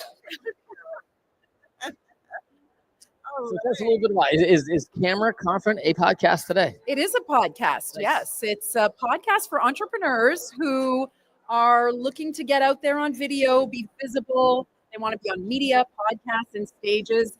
And a lot of times they're not taking the right approach. Or they're throwing spaghetti at the wall on social media and getting stuck in 200 views jail, or nobody's watching. They're like a tree falling in the forest. So that's where I come in. I teach them how to tap into that magnetic self that they already have inside of themselves and really pull out that authenticity and get them to connect with their people so that ultimately, as entrepreneurs, we want to attract leads and make more money. Awesome. And Andrew Johnson, 313 Men, Money, and Marriage. That's good. You can read my handwriting. Yeah. I was like, yeah, I write chicken scratch as well. So I should have been a physician. So, Andrew, the 313, are we talking Detroit here, man? Everyone says that. I'm a 313 guy, bro. Detroit area code. I was going to do something. I was just going to entitle it. I was going to entitle it "Men, Money, Marriage." But when I did a Google search, like 1,000 things popped up. So I said, let me put a number in front of it. And so it's the third. We're talking about three things: men, money, and marriage. It's the 13th letter of the alphabet. And then I recorded an episode, and then about a week later, my son said to me, "Dad, you recorded it on March 13th."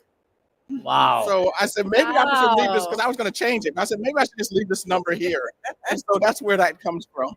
So is it 313 or is it 313? It's a 313, basically. 313. All right, I said it wrong. Yeah, I said it wrong. No, I was going. You're right, Hey, though. the Lions are on tonight, man. I was like, we're talking 313. Come on, man. You know, I was like, Now that's the whole different conversation Yeah, for me. all right. Because if those who are watching out there, all they have to do is go like this. Yeah. You know, we fly and eagles fly. All right. Good luck. Good luck. We'll see you next week. All right, Shaquan. Bring it home, Shaquan. Yeah.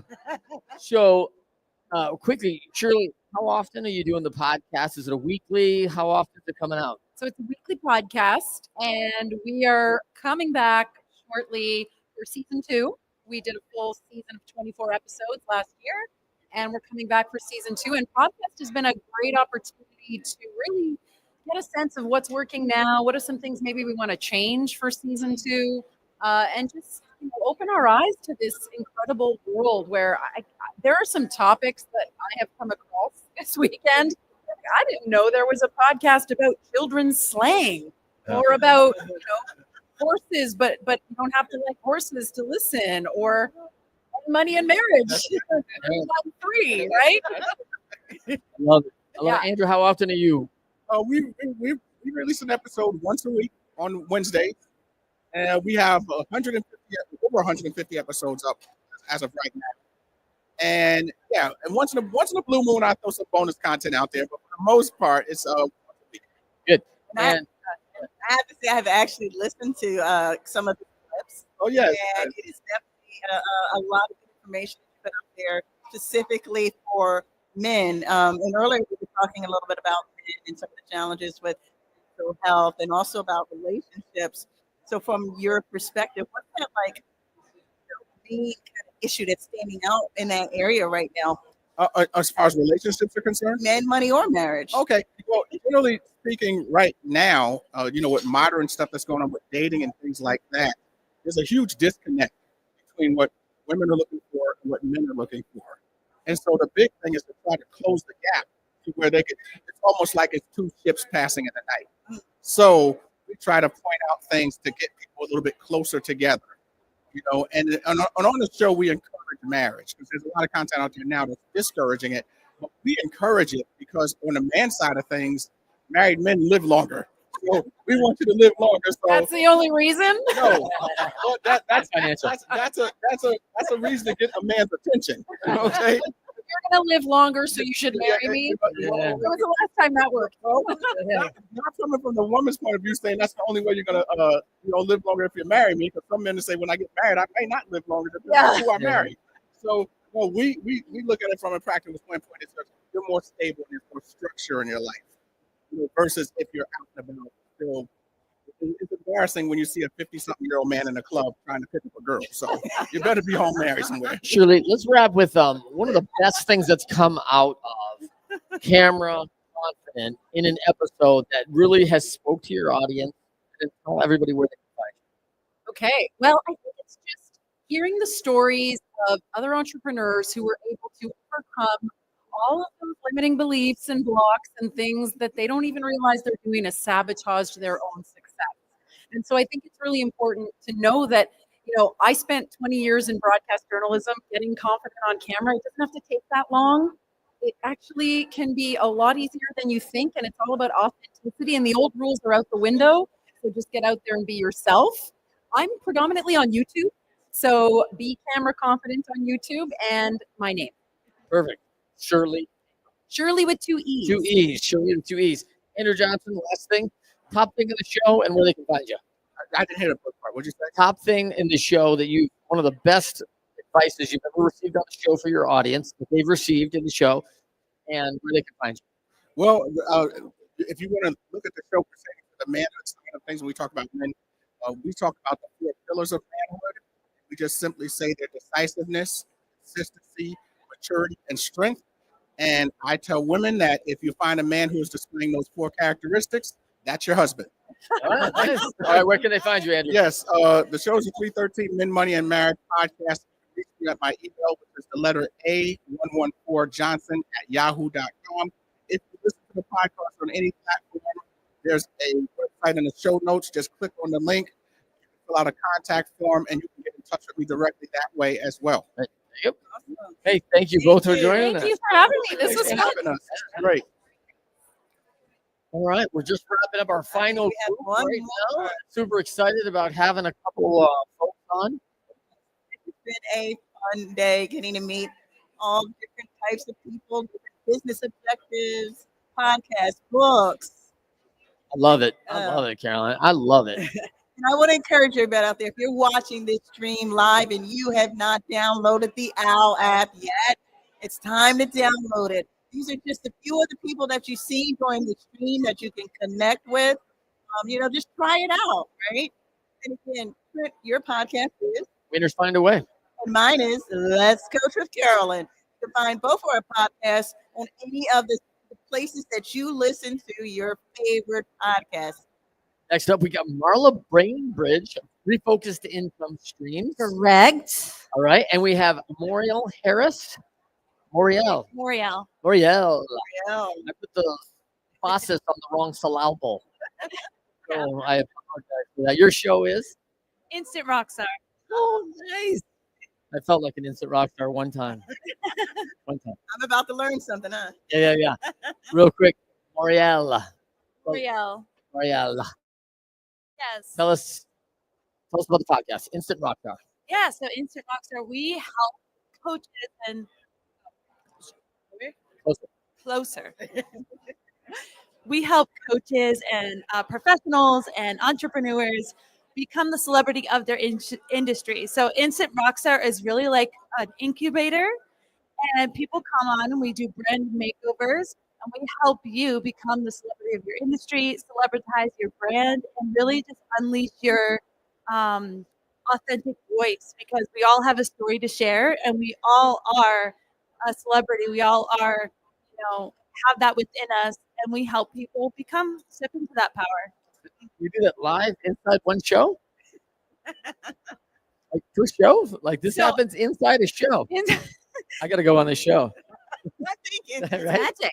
Yeah. I want that magic. I So our show is actually a part of the whole program. So the people that come on the show are actually people who have just gone through the entire Instant Rockstar process. And then they come on the show and talk about their experiences. This is their Instant Rockstar rollout. Yes. Okay, good. I like rollout. I like it. Hey guys, so thanks for having me. My podcast is Course Optimizer. So I work with coaches and consultants who have courses and programs, but maybe didn't go to school to know how to write curriculum and instruction. My background's curriculum and instruction, so I help coaches and consultants identify weaknesses in their courses and programs so that we can remedy that, so they can amplify their impact and leverage their time. Love it.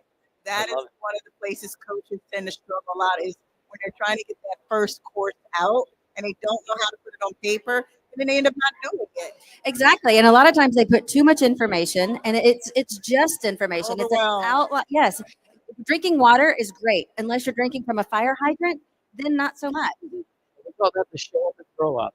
Right? Exactly. Yeah. It's a challenging, and I'm challenged with it as a speaker, and I am a teacher, like licensed certified, right? So I'm supposed to know how to write, curriculum. But I tell you, I will get long, and it's like, wow, Same. Too much information. And how do you break that down quickly? Do you have an expertise in that? Do you do this on a show live? Launching in February. Course Optimizer is launching. Podcast is launching in February. So right now I have a program where I take book authors, coaches, consultants through I have a refocus is the acronym for the process. And it's like different 7 lenses that you look at your course and identify where your weaknesses are and where you could leverage that to help get more success for your clients. Nice. Moriel, is there a course for Instant Rockstar some point in the future? Like, will there be a course on how I could become an Instant Rockstar? Yes, we actually do have a course.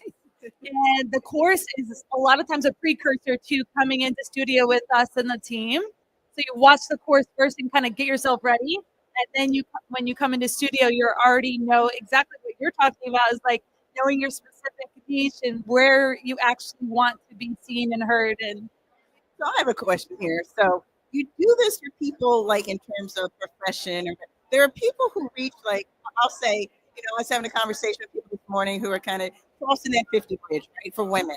And they need this kind of change to feel like a rock star, right?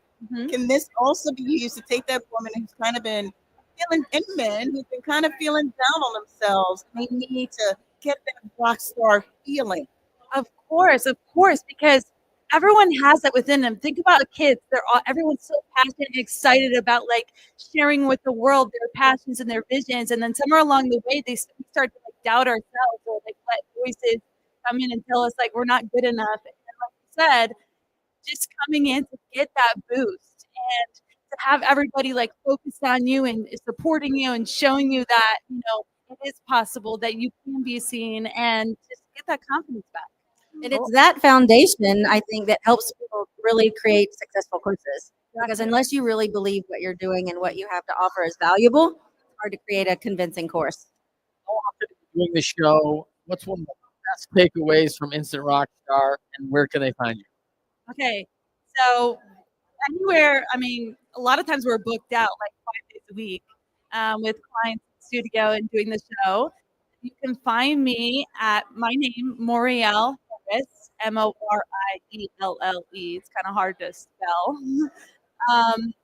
What was the other question? One of the Biggest piece of advice. Best piece of advice ever that you've gotten like a client to move forward with on Instant Rockstar. The big aha moment. I feel like one of the best pieces of advice is you're never going to feel ready to put yourself out there. And what I tell people all the time, and it helps people to really embody this, is that just take the first step. And our brains are wired in such a way to like stop us from like things that we're afraid of or from danger. And so go out there, put yourself out there. And once you're walking on the process of becoming that instant rock star, that's when you're actually going to start feeling ready and feel more empowered. You're never going to feel empowered until you do. Good. Marla, best advice for a course, or a coach, someone who wants to take their book. I got my book right now, Leading Winning Teams. Let's make it a course, right? I want to do that. What's the best advice on to get started and how to do it right? People pay for transformation. There's enough information. We're an information overload. So whatever we're offering, make sure that has quick wins. They're getting something out of it, and it's getting them from their hero state to their zero state, knowing that transformational gap. RefocusedIncome.com. Morielle, Marla, thank you so much for being with us today on Owwll. Caroline, we got to wrap this thing up today. We are having us close it out. Whoa. Yeah, close out the show today. Thank you, everybody, so much for being with us today. Owwll, for the last 4 days of Podfest, directing live studio feed all day long. I'm so thankful that Caroline and myself could come along and co-host. We will see you next time and next Podfest. Thank you so much. Woo. Remember to check out the Owwll app if you have not downloaded it. And you catch us again. Trent, what's your podcast? Winners find a way. And find me on Let's Coach with Carolyn.